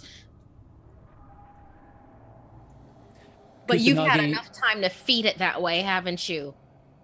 Kusanagi, you Pumpkin. hear this. Do you call him Pumpkin? Yeah. This is, I'm sure there are a lot of things that need to be said, but Riggs, you know that you've accomplished what you needed to accomplish. You've shown the rest of your people what happens when people cross you. There are a lot of sensitive things that I need to talk to you about. That's why I was trying to get your attention. And I feel like these people should help us too. But we got to do it somewhere private. This is like executive level shit. All right. Yeah. Let's go talk. Faith, you good? Yeah, we're gonna go talk with this nerd, or what's going on? Just keep an eye on this one soldier. You know how to handle her, right? Ugh, gross. Yeah, sure. Yeah, sure. Yeah, yes, sir. Sorry, she's riled me up a little. Get moving, soldier. Riggs turns and walks away, winking at you, Achira, as you lie on the ground. Lampwick, on the other side of the building, Rowan is there. Ah. You know, sometimes I really do think you're out to fuck this all up. I don't think you're trying your best to try to make this work. I am, actually. Come on, let's stop this bullshit, okay? We're cool. We've been cool since the beginning. Let's get some shit handled. All right?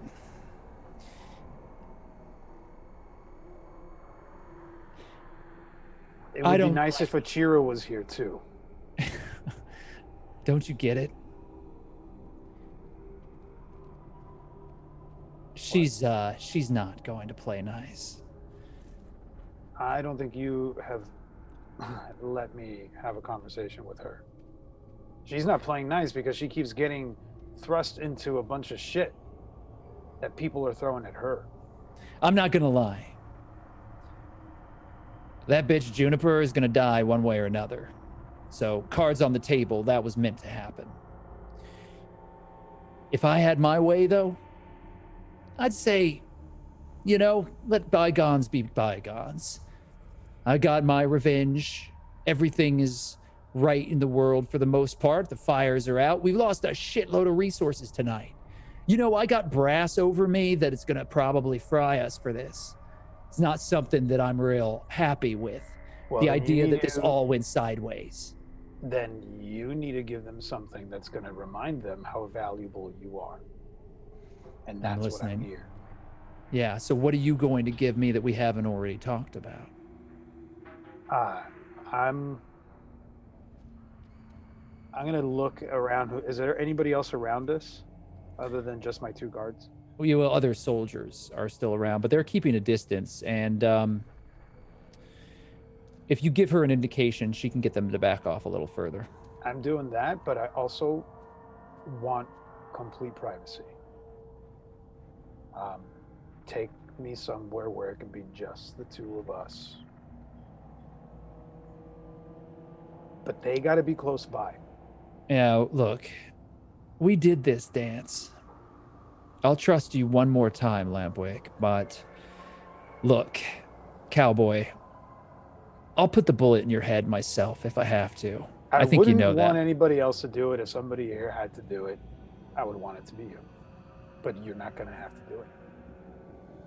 Look, listen, your people, they have to be far enough away where they can't hear us, but I want complete privacy.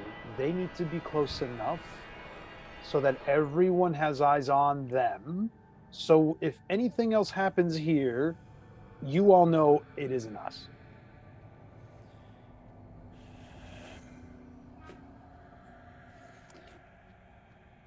She gets under her walkie. All right, listen up. This is Lieutenant Rowan. I'm taking Jabberjaw into a little question and answer session. If anybody needs me, I'll be breaking this stallion, trying to get the last bit of information out of him before he runs. We all know where this is going, so nobody interrupt me until I'm out. That's an order. She clicks off the radio. She never breaks eyes with you the entire time, Lampwick. And then she puts it back down. After you. She leads you off to a series of tents that are still out in the middle of this yard, and the two of you walk into one of them. She closes the flaps. Your two masked guardians instinctively stop, having heard the first part of your conversation. And while you don't think that they're necessarily close enough to hear, you know that they're close. Kusanagi, you and Riggs also have pulled away from the rest of the group. Riggs is smiling. You've seen him smile before, usually when someone's either being tortured or when he's just killed someone. This smile is different. He definitely looks like the cat that ate the canary. While a lot of this was going on, Rowan and I were trying to put out some fires, literally. I took the time to take a look at the carriage that the shepherds came here in, and I gotta tell you two things. I'm gonna tell you what I saw about that carriage, but I want you to also know that I don't think the shepherds are behind what's happening here. So just that's for context, okay? Yeah, context. All right, so the horses, right? They're all like bandaged up, and they have like the barding, like that's horse armor, by the way, on them, and it's just like you notice they're a lot like the two bodyguards that Lampwick has with him. Yeah, right? they're fucking weirdos. Get to the point. Okay, I don't think they're living weirdos, though, is the thing. Like, those horses are rotting. If they're not dead, there's something else going on with them. And inside that carriage, they've got some sort of, like, altar. Now, some of the things I've seen, I told you, Rowan and I told you about the things that we saw when we were out there last time. And the shepherds have got some sort of rituals they're doing or something. It's somehow it seems to affect the Romeros, and the different Romeros we've been seeing may be related to them. That being said, there's somebody else who's trying to sabotage this stuff. And scary as it is that these shepherds are doing that stuff, I really think that they are trying to, at least in the short term, cooperate with us here at the Citadel. He draws really deeply on his cigar and exhales a couple of smoke rings that blow up into the night air and dissipate. He's looking out towards where the wagon is, where the coach and the horse is. He looks back at you. You giving me that line of shit a week ago, I would have beaten you senseless. Now, hell, anything's possible, right? I mean, I'm saying that I think even those bodyguards might not be human as we know it. Look, I may not have a motherfucking IQ of 110 or whatever you're rocking over there, egghead, but listen. 110 is actually kind of low, but anyway, continue. What I was going to say is I ain't no idiot. No, you are not. I mean, your work here is a testimony to your pragmatism and your canny. Yeah, my canny. Look, I clocked something was wrong with those two the minute they walked through the gates. I've got snipers on the wall. I say the word, they're dead. But you're telling me you think they're already dead. Yeah. I mean, if they're Romero's or something related to them, they may be able to take a shot and keep going. Well, if the intel we have from the top of the roof is true, we'll see. Like I said, I got snipers, we got scopes, we see things. They're either wearing armor or something's really fucking wrong.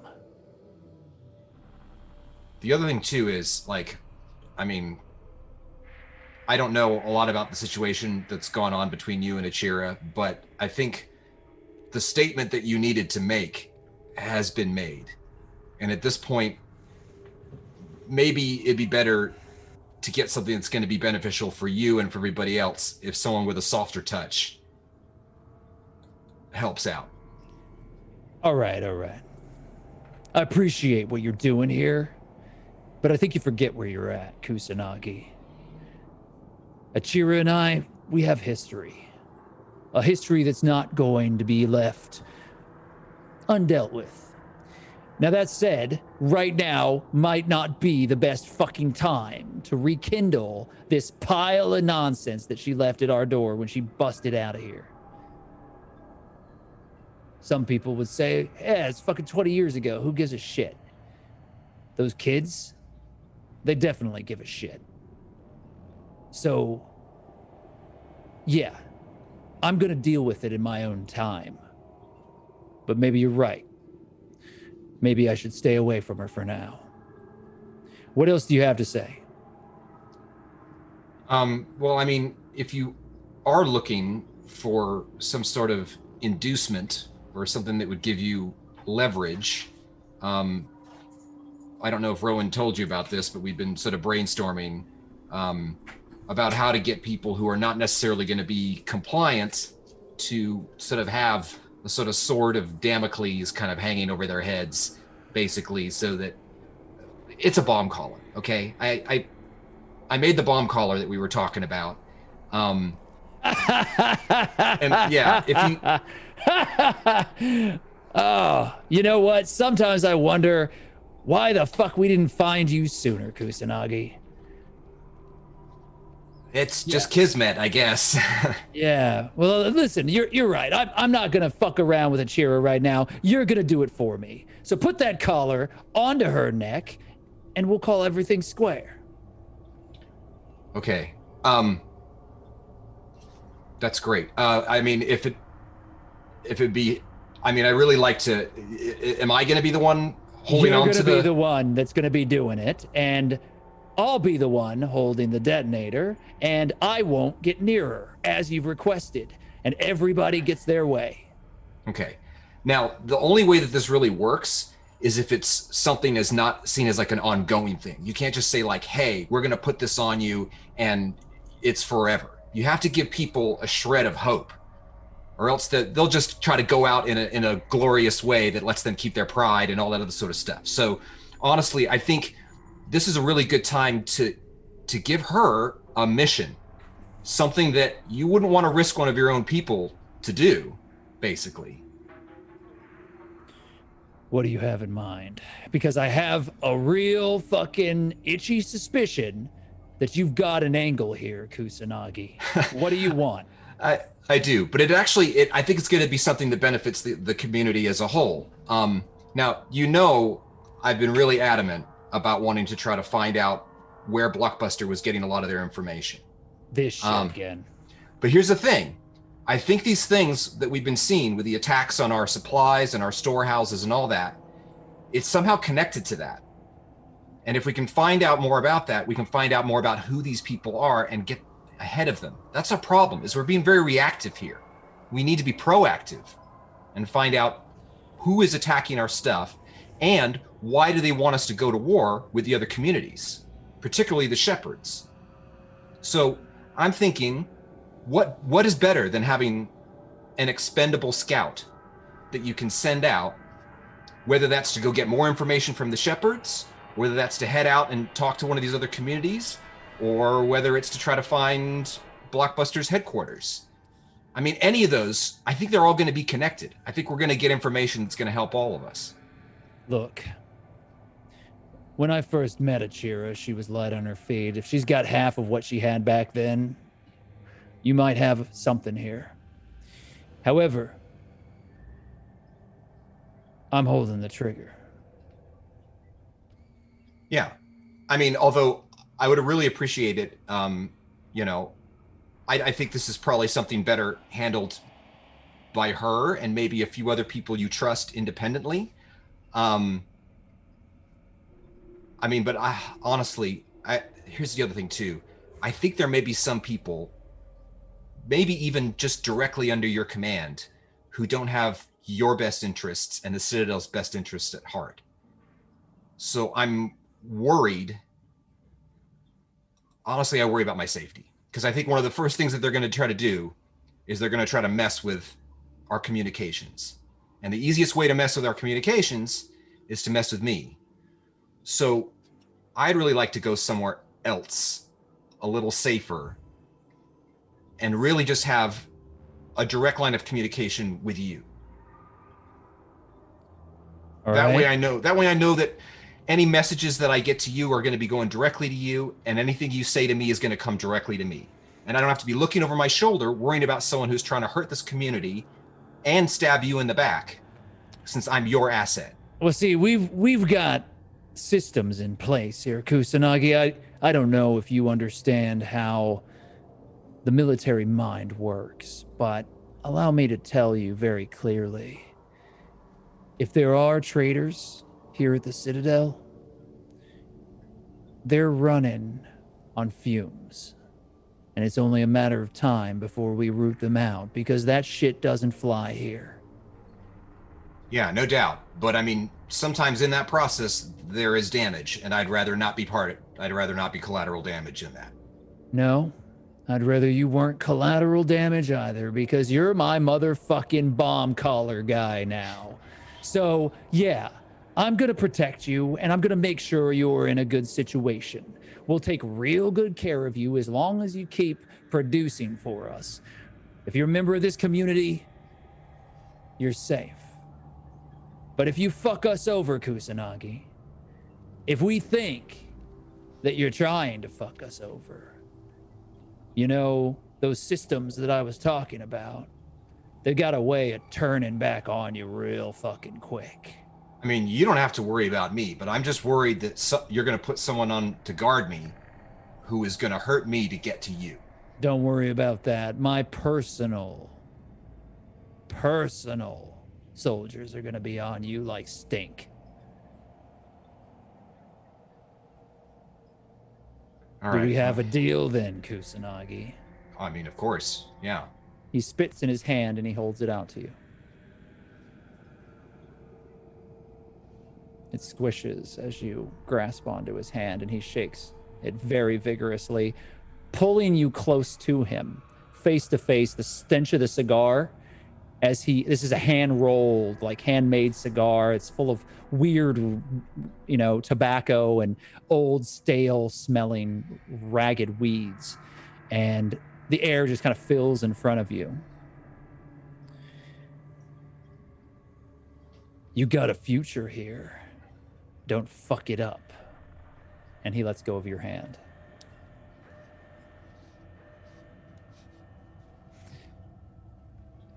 All right, I guess it's time for a fitting.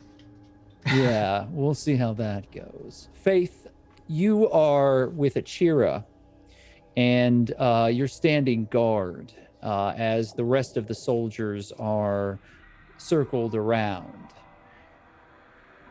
You see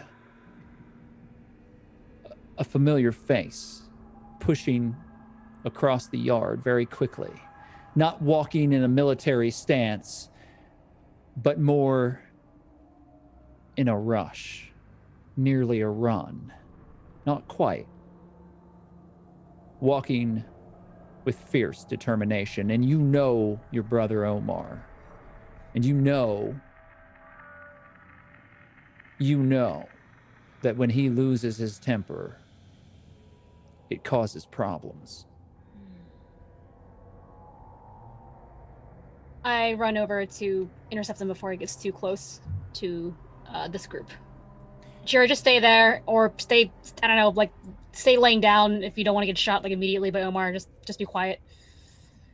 And I go over to Omar. Achira, you see this woman who they claim is Faith, and this man who has told you that he's Omar. And you see him grab onto Faith's shoulders, and the two of them are talking to each other. And as you're watching this, roll a detect motives.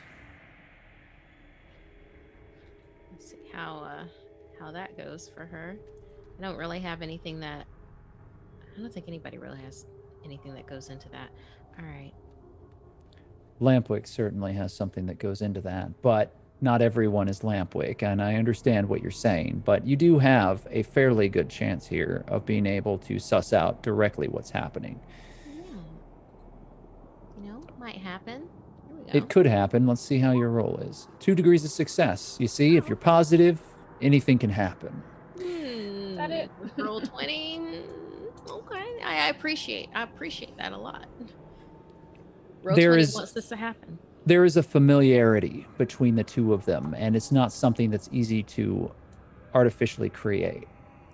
And there is a fury in this man's eyes as he looks to you, but behind the fury, about an inch behind it, is pain, real pain, emotional damage that can't be orchestrated.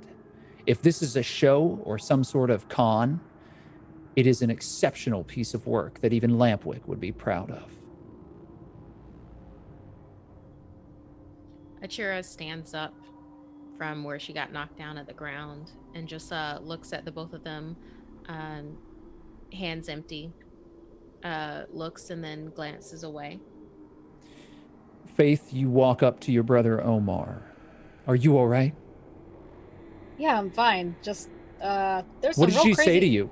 Huh? What did she say to you? That, like, it wasn't her fault, and we don't know the whole truth, and just, like, a bunch of lies. She's not really that scary. She's, like, this weird... I mean, she's laying in the grass a second ago. Did she get up? All right. Do you want me to talk to Riggs and get you reassigned? Do you want to deal with her?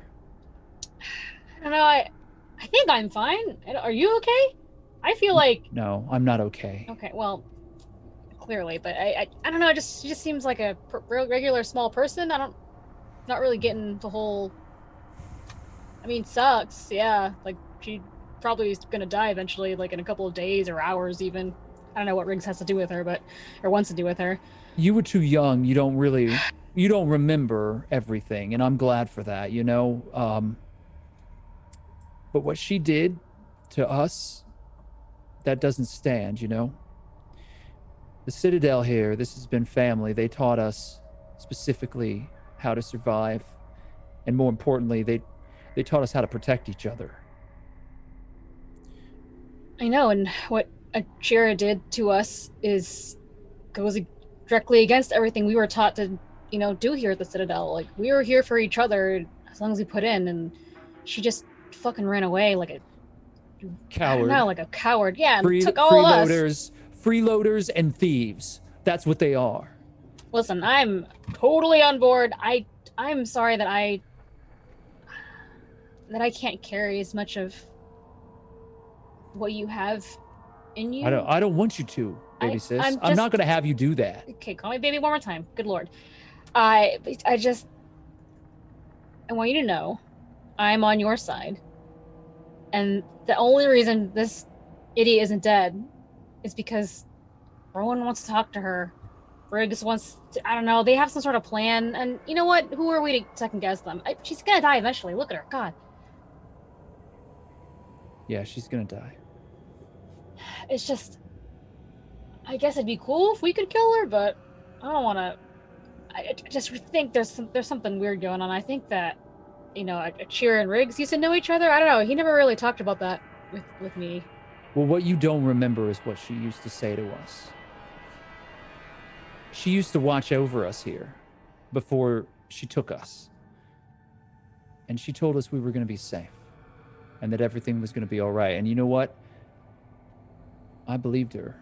I think we all did. I mean, you know, it was scary. Everything was scary. But what I didn't realize until I was out there with you, with everybody before things happened, was that it's a lot scarier outside these walls.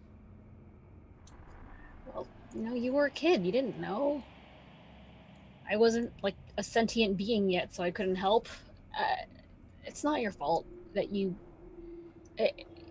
It's her fault. Like, clearly she took children out of a safe place to a not safe place and then left us to die. Like, it's just very black and white to me. I don't really see... she keeps trying to convince me otherwise, but I just... This is so much... Her and the other guy, just so much talking, and I don't... It's really annoying. It's like what Captain Hurst used to tell us, The captain used to say, the people out there that are just going to take are going to keep taking. You can't teach them otherwise. They need to be put out of their misery so that the rest of us can rebuild and make civilization anew. She shouldn't be alive now, but she still is. She's the worst of all of them. And Faith, if you don't do it, I don't want you to have to hurt anymore. And I know you don't feel the same things. But I need you to understand, like, I'm not going to break rank here. But if I get a chance, I'm taking her down.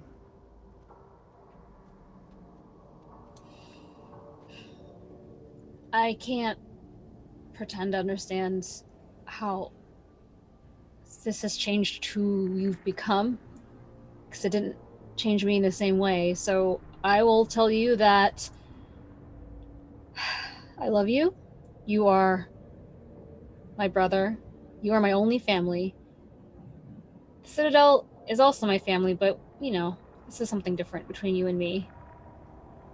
And I want you to know that if something goes weird, I can help you. Rowan can help you. Riggs probably. I don't know. He's having bad days recently. But, we're all really here for each other, so it's going to be fine. Everything's going to go the way we want. All right, I got to go on perimeter watch, but do me a favor. If they're going to keep you assigned to her, you just, you don't trust her. Whatever she says, they're all lies. Yeah, I'm about to tape her mouth shut, honestly, but yeah, I gotcha. You do what you got to. He almost calls you baby sis, you can see, but he stops, and then he just hugs you. I hug him back. All right, get out of here. Do whatever it is you're supposed to be doing, because you're probably not supposed to be skulking around here.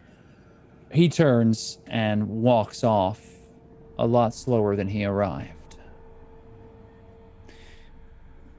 Lampwick, you're inside the tent. Rowan leans up against a desk that has been set up here, crosses her arms, and stares at you. You wanted to talk. Talk. Well, first let me remind you of what we already talked about, which is that we're cooperating on a truce.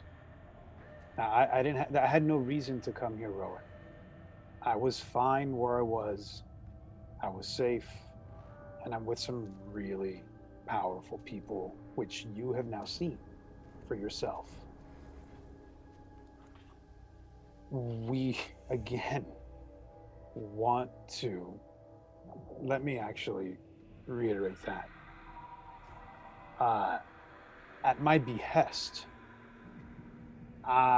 they want to work together with you.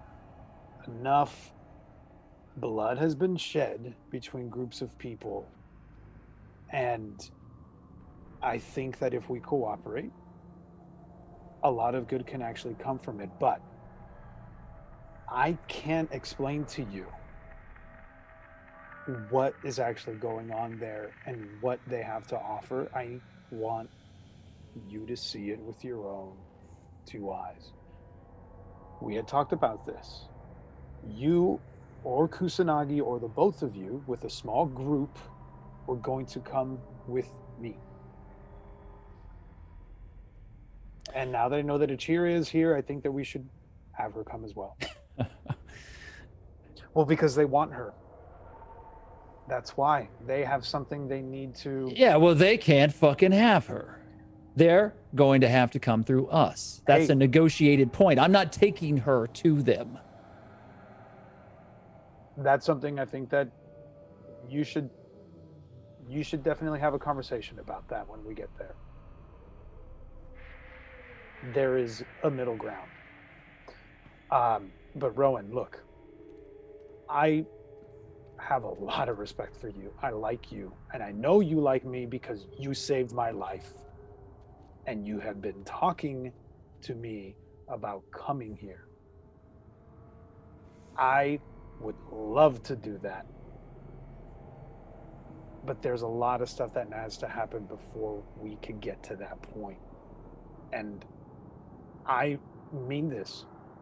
I want you and the Citadel to thrive. You guys have this, you have your shit together. And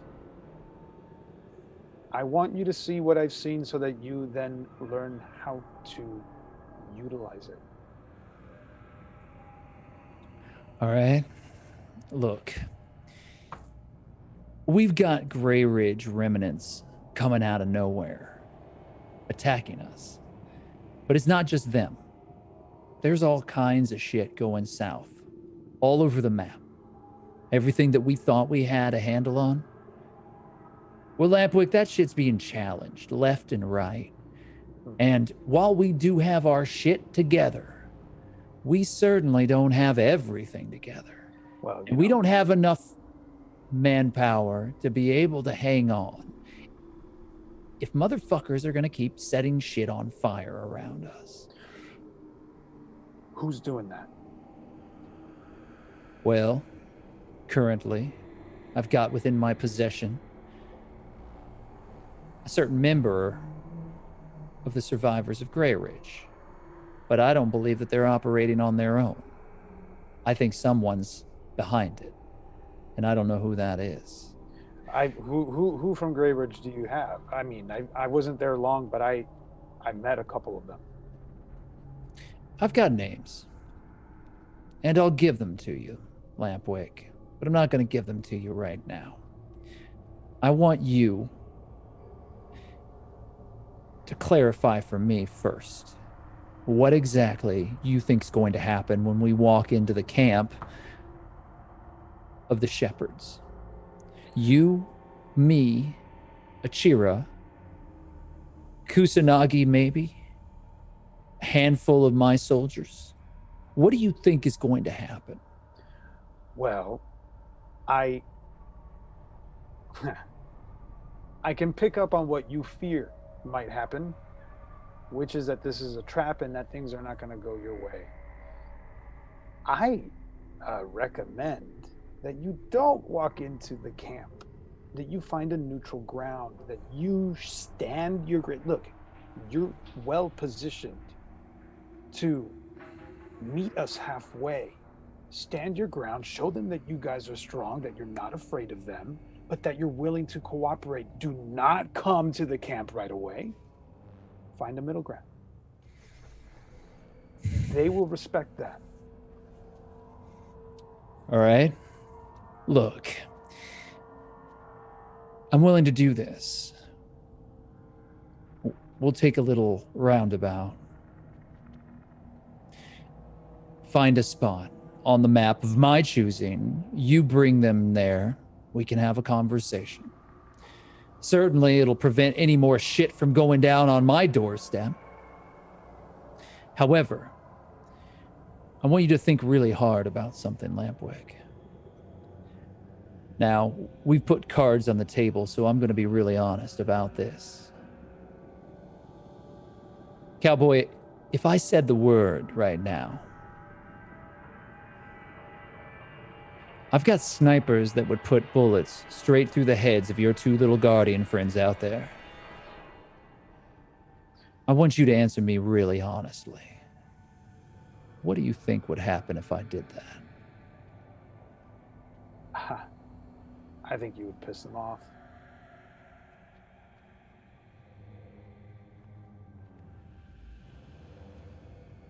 And I don't want you to piss them off. Not because they're afraid of you, but because I want you to learn how to utilize what they know and what they have. All right. So I would piss them off. Now, who in this scenario is them? Would I piss off the people holding onto your chain? Or would I piss off the two motherfuckers that I just shot in the head? Oh, I think all of the above. I don't think, I mean, you have people that I've already seen them take enough that they shouldn't be standing anymore.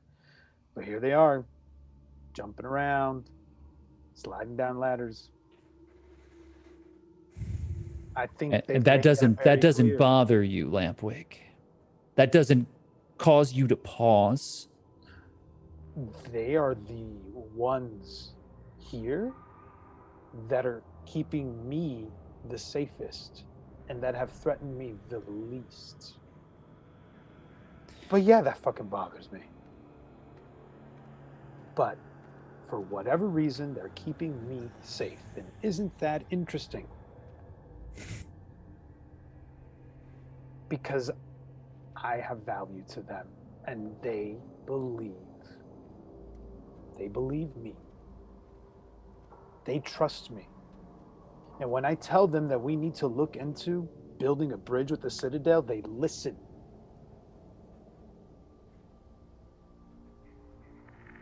I don't like this world anymore, Rowan. We've talked about this. I don't like the way the shit's going down. We need to head into a better direction, and it's only going to happen if the living uses everything at their disposal to make sure that we survive. And that includes those things. Despite your preconceived notion, Lampwick, hell, we got people that we answer to around here. We don't just do whatever the fuck we feel like. I need to kick this up the chain. Okay. Rowan, look, I also know that you're in deep shit. You said it yourself. I want to help you. I want to find something that you can offer those higher ups that will remind them that you are invaluable. We got to do this together. Which means that we got to have each other's backs. Help me help you. You know, I've been trying to help you motherfuckers from day one. And this is what it's gotten me. Well, She points to her face. I definitely wasn't there for that. And maybe you need to let us help you. All right. I'm going to go talk to some people. You're going to stay here with your freaky deaky boyfriends. Mm-hmm. And we'll play it by ear. But look, Lampwick, I don't know that I got any promises for you. I'll certainly try. Do me a favor, though. You and your guards need to stay the hell clear of Riggs. He's itching to end you. Oh, I already know that. He's made that very clear. Great. Stay here. Hey, look. Don't start any more shit. Don't make me regret this, motherfucker. Not starting anything. Riggs better not start anything himself, because I can't control these guys. Look, I can't be here while the two of you are measuring each other's dicks. So just stay put, stay out of his way, and let's let this play out. All right? All right. I will be waiting. She walks out of the tent. Faith, Achira. You see Kusanagi walking up from the yard. Achira, is there anything you want to do before that happens as Faith returns back to the group? Achira would look over at Faith and be like, how's he? Is he doing okay? Overall? I mean, overall, health-wise. I'm pretty sure I don't have to tell you shit, prisoner. Just asking if he's okay, health-wise. Yeah, look, weirdo who probably emotionally damaged my brother for life. We're not friends. So just, you know, good luck with this being alive thing for the next, I don't know, 10 minutes, however long you got. Well, all of us are gonna die. It just all depends if it's on our own hands by somebody else's who gets lucky. And Achira looks at the 4 guards that are guarding her right now over at Faith, or if it's the Romeros. But all of us are living on borrowed time. We always have. I will say this, Faith. And Achira will look over in the direction that Riggs left. I'm guessing he makes you feel real special, right? Kind of like his golden girl. But you had to work for it. You had to work for it real hard. No, he's kind of annoying, and honestly, again, don't have to answer any of your questions. But I would say That wasn't a question. I would say if you want me to talk with you here and have a conversation, he sure didn't leave me in a locked building to die, so I will just keep going back to that one. You don't know the full story. Okay, that And seems like that's gonna completely certain. It's probably gonna really change my whole attitude once you tell me that part. But we'll have to get to it later. I turn to where you said Kusanagi was coming over. Yeah, Kusanagi, you're walking up. You kind of hear the last part of this conversation. Faith, Riggs has special instructions for this prisoner. And what you're supposed to have me escort her over to this office and then stand guard outside while I brief her on what her situation is going to be. Okie dokie. I call 2 other guards to come with us. Okay, so 2 other guards follow your lead. And how wonderful to see you again, Kusanagi. I thought I guess I was wrong, but yeah, this isn't great, but we're gonna make the best of a bad situation, and we're gonna get you out of here. I don't believe anything that anyone has to say to me besides for Lampwick right now. Oh, yeah, that's fair. That's a healthy attitude. Shall we?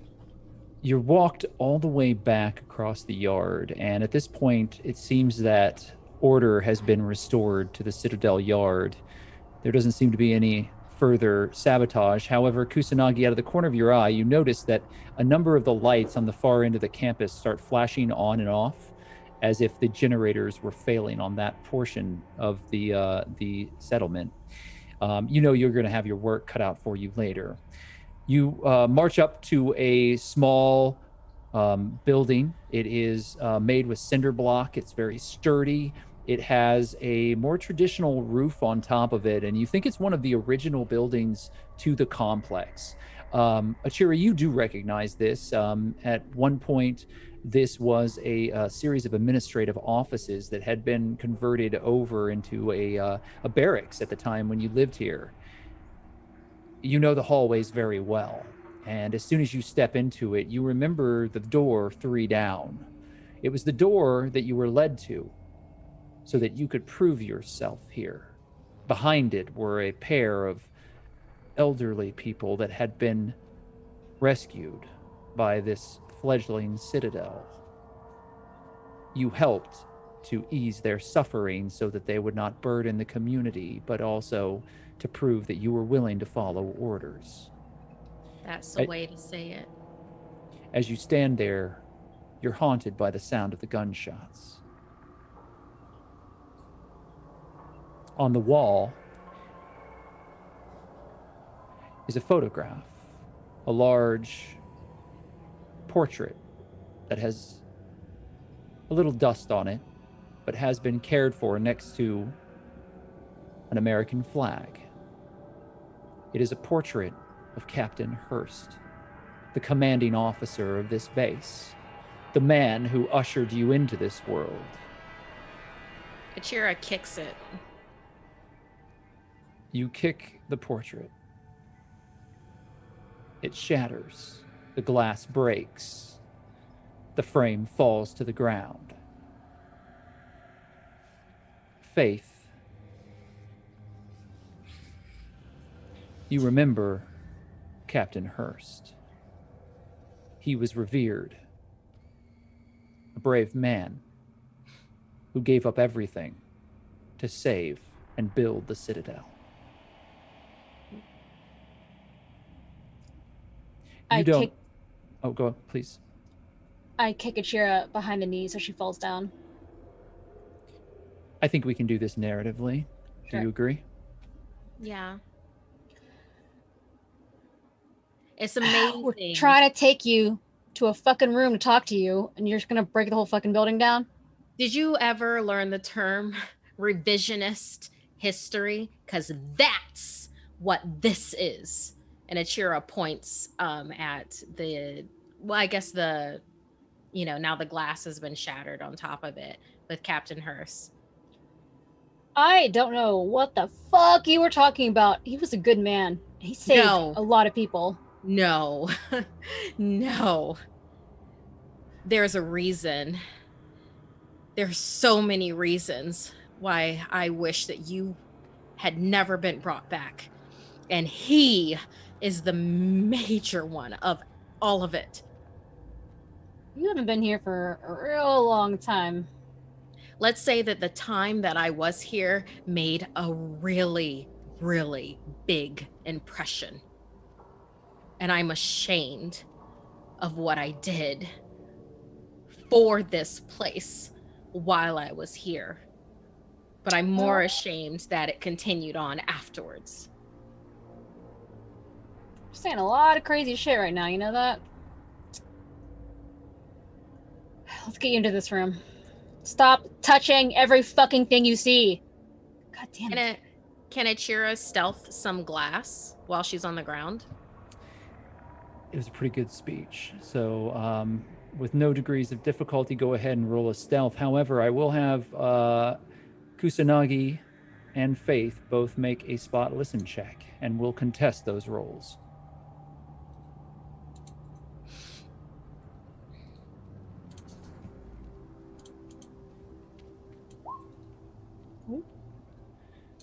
The portrait of the man taken before the fall is not the man that you remember, Faith. He was much older when you first remember meeting him and learning from him. But this portrait and all of the remains of his life are revered by the Citadel, and if it had been Rowan or perhaps Riggs that had witnessed this, it's unlikely that Achira would have lived through it. Achira, you have 1 degree of success. Kusanagi, you have 4 degrees of failure, and Faith, you have 1 degree of failure. Do you wish to do anything with competency to correct those failures? No, I mean, the speech that Achira gave about this place, I think, has resonated with Kusanagi. He's seen what this place does to people, you know. So, yeah, he's along for the ride, basically. The price for survival, as far as the Citadel is concerned, is oftentimes freedom and mental well-being. Faith, you have 1 degree of failure. Do you wish to hold on to that? I don't know what to do. I'll spend competency then. I'll do... What would happen if I meet the 1 success? Nothing would happen, or... You'll have to better it. You'll have to spend 3 competency points to overtake. And then Achira is able to also spend competency after you make your choice. I'm going to leave it. I think I'll leave it for now. Very well. Then this will play out as it has been rolled. No one notices, Achira, as you grab onto a large shard of glass and slip it into your sleeve. It's about the size of your open hand. you're walked into a room that has a series of old, rusted folding chairs and some other desks and other implements that have been stacked on top of themselves. There is plastic hung here. You get the sense that this room isn't often used. Kusanagi, it's your show. What would you like to do? All right, Faith, can you and the others stand guard outside and make sure we're not disturbed? Well, just you two in here by yourselves?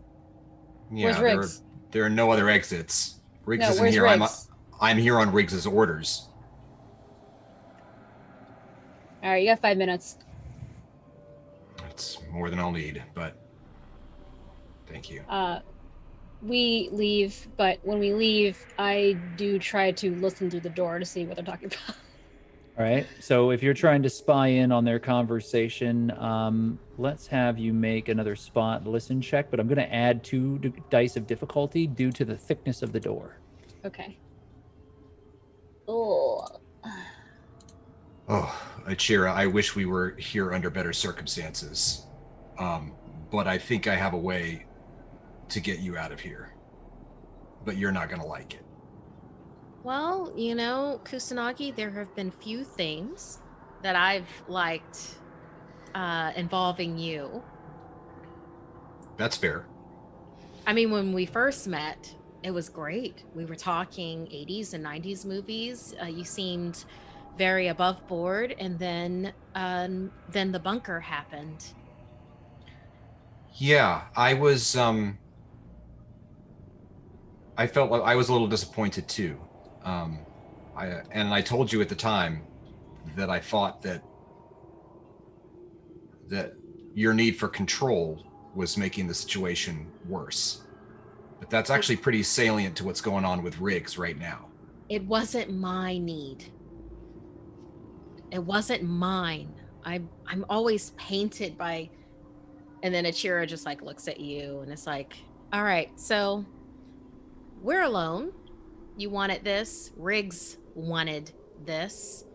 What? Riggs thinks he wanted this, but so you've seen in movies and stuff when they have collars with a bomb, right? Where if you do something wrong, someone hits the detonator and it blows your head off.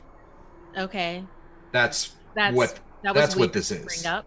Yeah, Wait. well, that's what this is. And I have the collar out, and it's got this little blinking light on it. Achira stares at him and stares at the collar and then stares back at him. Like, unless you're putting that on yourself, you better walk out of this room right now. Okay. I mean, I can tell Riggs that you refuse to put it on. But Yeah, for someone go like him, the illusion of control is important. I'm not putting. And I wink on. at her. I'm a very, very competent person who would obviously make a perfectly functional collar that would definitely work and definitely blow your head off. Kusanagi, put it on yourself and give me the detonator. I push the button, and if it doesn't go off, then I'll trust you. Okay, so... And Achira puts her hand out. All right, so I hand her the detonator, but as I do so, I say, "Oh, I could never do that.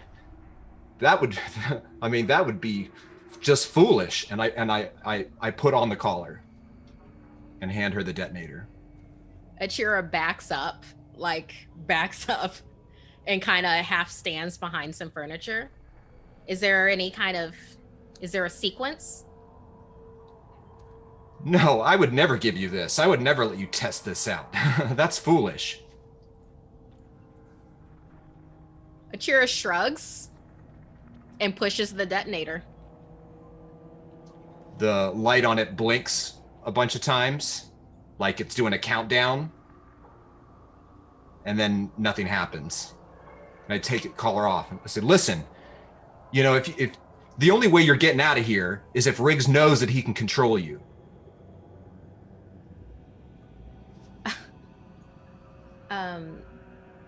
How do I know that there isn't a second detonator that you're going to hand to him?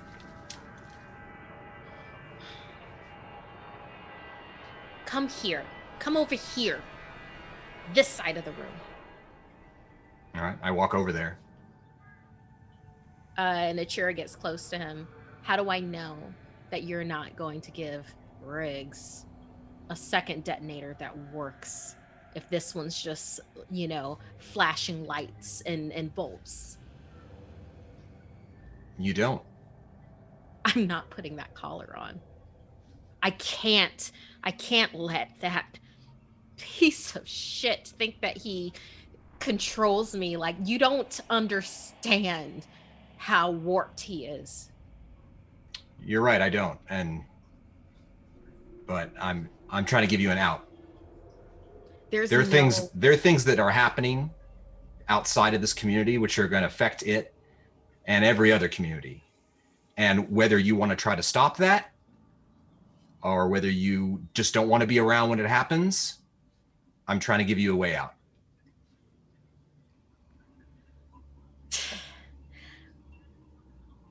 I knock on the door. It's been 5 minutes. Put the fucking collar on, idiot. There is no way that Riggs is going to believe that I gave in 5 minutes for you to put a bomb collar on me, not without some huge leverage. I open the door. I mean, I think powerful people, they like to feel powerful. And Faith is standing in the room with 2 soldiers behind her. You need help? I mean, honestly, if this is not going to happen, he just wants to collar me like a dog. Oh, cool. You can give us 2 more minutes. Kusanagi, Riggs told you to do this? He did, but I mean, I'm not gonna force her. It's her call. So. I say, okay. I point at the 2 other guards. Can you please hold her down while we get the stupid collar on her and get out of here? Okay, you know what? That's not gonna happen at all. Yeah. Honestly, that's the wrong approach here. I mean, if she doesn't want to do it, we'll just let Riggs know that that's not gonna happen, and that's it. I turn to the guards. Go. Yes, ma'am. Achira turns her back to Faith and the guards. She's also, she's well aware that she has hidden weapons like on her body, and she has that glass shard. She turns her back to them, looking at Kusanagi. While she's doing that, she slips the detonator back into his hand. I mean, like, should I roll perception or something? I don't know. What? I was just like, should I roll something for this? Like, I don't know. No, the 2 soldiers start moving towards Achira. They have guns drawn, and they're pointing them at her as they're starting to walk towards her. Now, what's happening in the room? Give me your intentions, since this has turned into a potential combat situation. So Achira has slipped the detonator that he had handed her, like, back. Yeah, I think that's fair to say that happened beforehand. Yeah. And is acting like she's ignoring the guns that are drawn on her. And she's looking at Kusanagi, completely, like, ignoring the other people in the room. All right. So Riggs didn't Riggs didn't tell me to do this. This is something that we're working on together, and it's important that the issue with compliance is the person has to comply. So by forcing her to do this, it's not gonna work. So what you, Kusanagi, are telling me, because we were having a conversation and then got interrupted. And I'm sorry. I gave you guys 5 minutes. She's a prisoner. You guys don't seem to understand what's happening here. Achira continues to ignore what's going on behind her. I want to just state my intention because I feel like we're going to Yeah. Before the conversation goes too far, let's just do the intentions. So let's go with Faith. Faith, what is your intention? After I order the guards to go, so whatever speed dice this ends up being, basically I want to watch them hold her down. I was going to pull my gun and just keep it trained if something else happens in the room. That's all I was going to do. Okay. Kusanagi, what is your intention? I'm going to back up. I have the collar and the detonator. So they don't have it to put on her. Right. But I'm also keeping enough distance between her and them that if shit goes down, that I'm not caught up in it. So they don't make a move towards you, Kusanagi. They're moving towards Achira, guns drawn, and they're walking closer to her, just slowly approaching. Now, before we go any further, Can I state my intention? Yeah. We have your intention as well. So well, my intention is Mhm. that I'm literally just having a conversation with Kusanagi and was just putting on a conversational show where then he would have put the collar on me if I had been able to continue the conversation with him. Where that was the whole point of this. Okay, well, that's good to know. What we'll do is, rather than have this actually evolve into combat, what we're going to do is we're going to say that the two soldiers are moving in on you as you're finishing that conversation. But if you are attempting to do that, we won't have any rolls made. Faith, we're going to say that you have your weapon drawn automatically. Kusanagi, you do have the collar and the detonator. You've stepped away, but Achira, I'm going to say that you have probably 2 or 3 sentences before these guards are on top of you. So just above board. Yeah, please. I'm sorry I didn't pick up on it, but was basically was Achira basically saying make it look like you had to do it by force? Exactly. Okay. This wasn't a I'm not trying to make a confrontational thing. It's a show. Yeah. But so, above board, after it was proven that it doesn't go with that, and she had said that with Kusanagi, then it was like, that's why I was like, oh, let me just talk.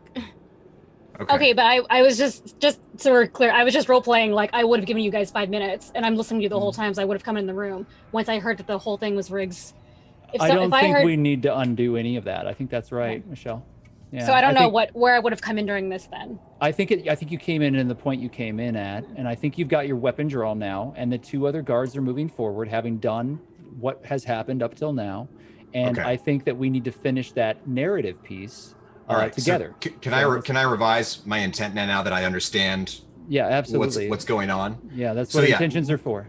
Everything that I said and all that sort of stuff is we don't need to retcon anything. But then basically, like while I'm talking to Faith and these soldiers, I say, listen, there's no other reason, to do any of this sort of stuff. Like it, if she's not going to comply, then that's it. That's just.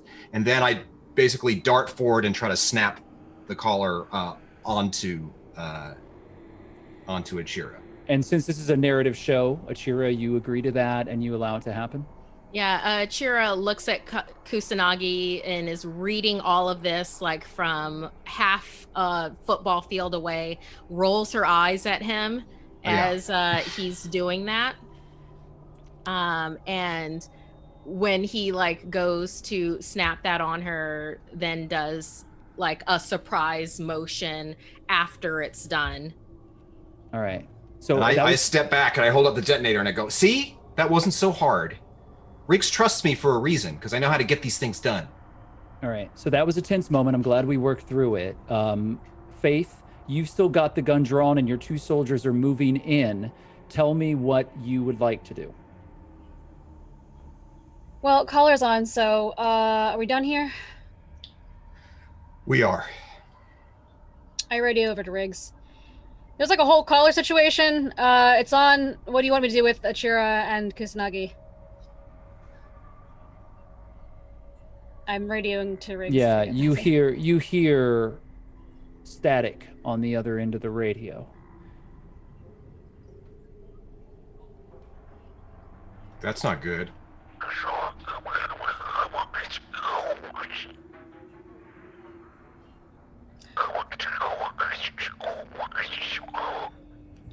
These things are always fucking broken. All right, let's get back outside. If you all are done here with the electric lights in this building go out. You're in the dark. I'm spending 50 risk. We'll come back to the 3 of you.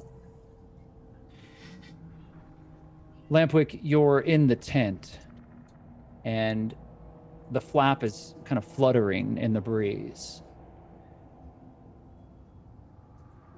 You kind of see this small glow of the remaining low fires in the yard of the Citadel. The air is crisp and cold in the tent, and you can see your own breath now.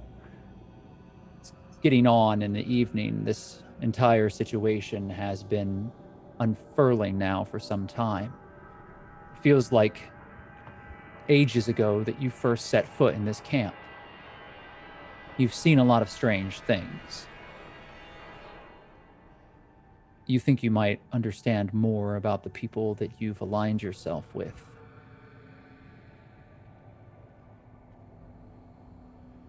What do you do?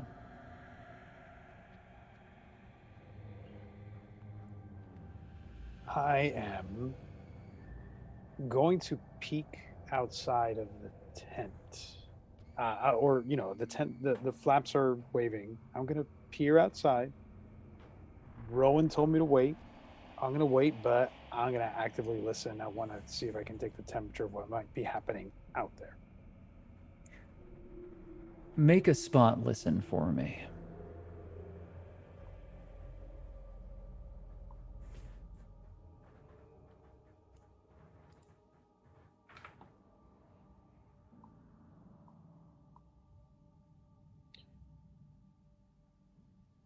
I'm going to pull out some binoculars that I've had with me.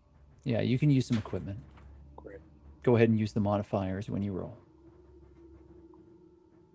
You pull out binoculars and you begin peeking through the flap of the tent as you kind of scour the field in front of you, this internal wall that has been constructed around the citadel itself. That's 4 degrees of success. That is very good. You do notice a lot of activity on the walls. People are moving more quickly than they were before.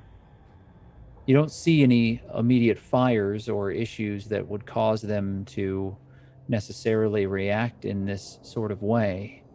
But the soldiers of the Citadel seem to be on high alert. There's a lot of scrambling happening, and you know what a stronghold looks like when it's in danger, when the people that are protecting it snap into action. Having just come off of a series of disasters that had occurred within the sabotage of this place, you thought that things had died down. But now there seems to be some sort of unseen threat. They are scrambling, and it doesn't have the same organized sense that it had before.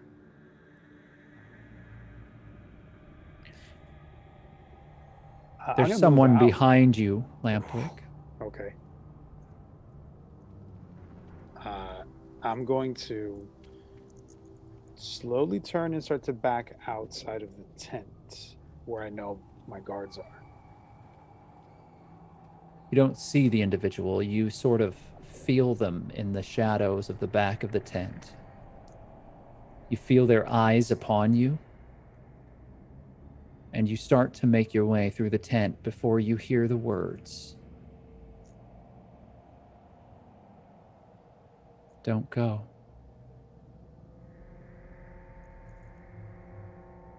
What's the sound of the voice like? Sounds like a young woman. I'm going to turn, and I'm still slowly backing out. Who are you, and why should I stay here? What's happening out there? Stepping out of the shadow, you see a very thin, scraggly looking 13 or 14-year-old girl wearing hospital scrubs. You recognize her. You remember her grabbing at Juniper falling in the brig. In one hand, she's holding on to a Rubik's Cube. Without looking at it, she's turning it around and around as the bright plastic turns and clicks. The colors, though faded from years and years of age and abuse, shuffle, and you watch the colors as they shift side to side. It's almost mesmerizing. Do you continue to walk out? No, I stay there. Oh, as I watch this. You're special. Now, so are you. And that is where we'll end our session tonight.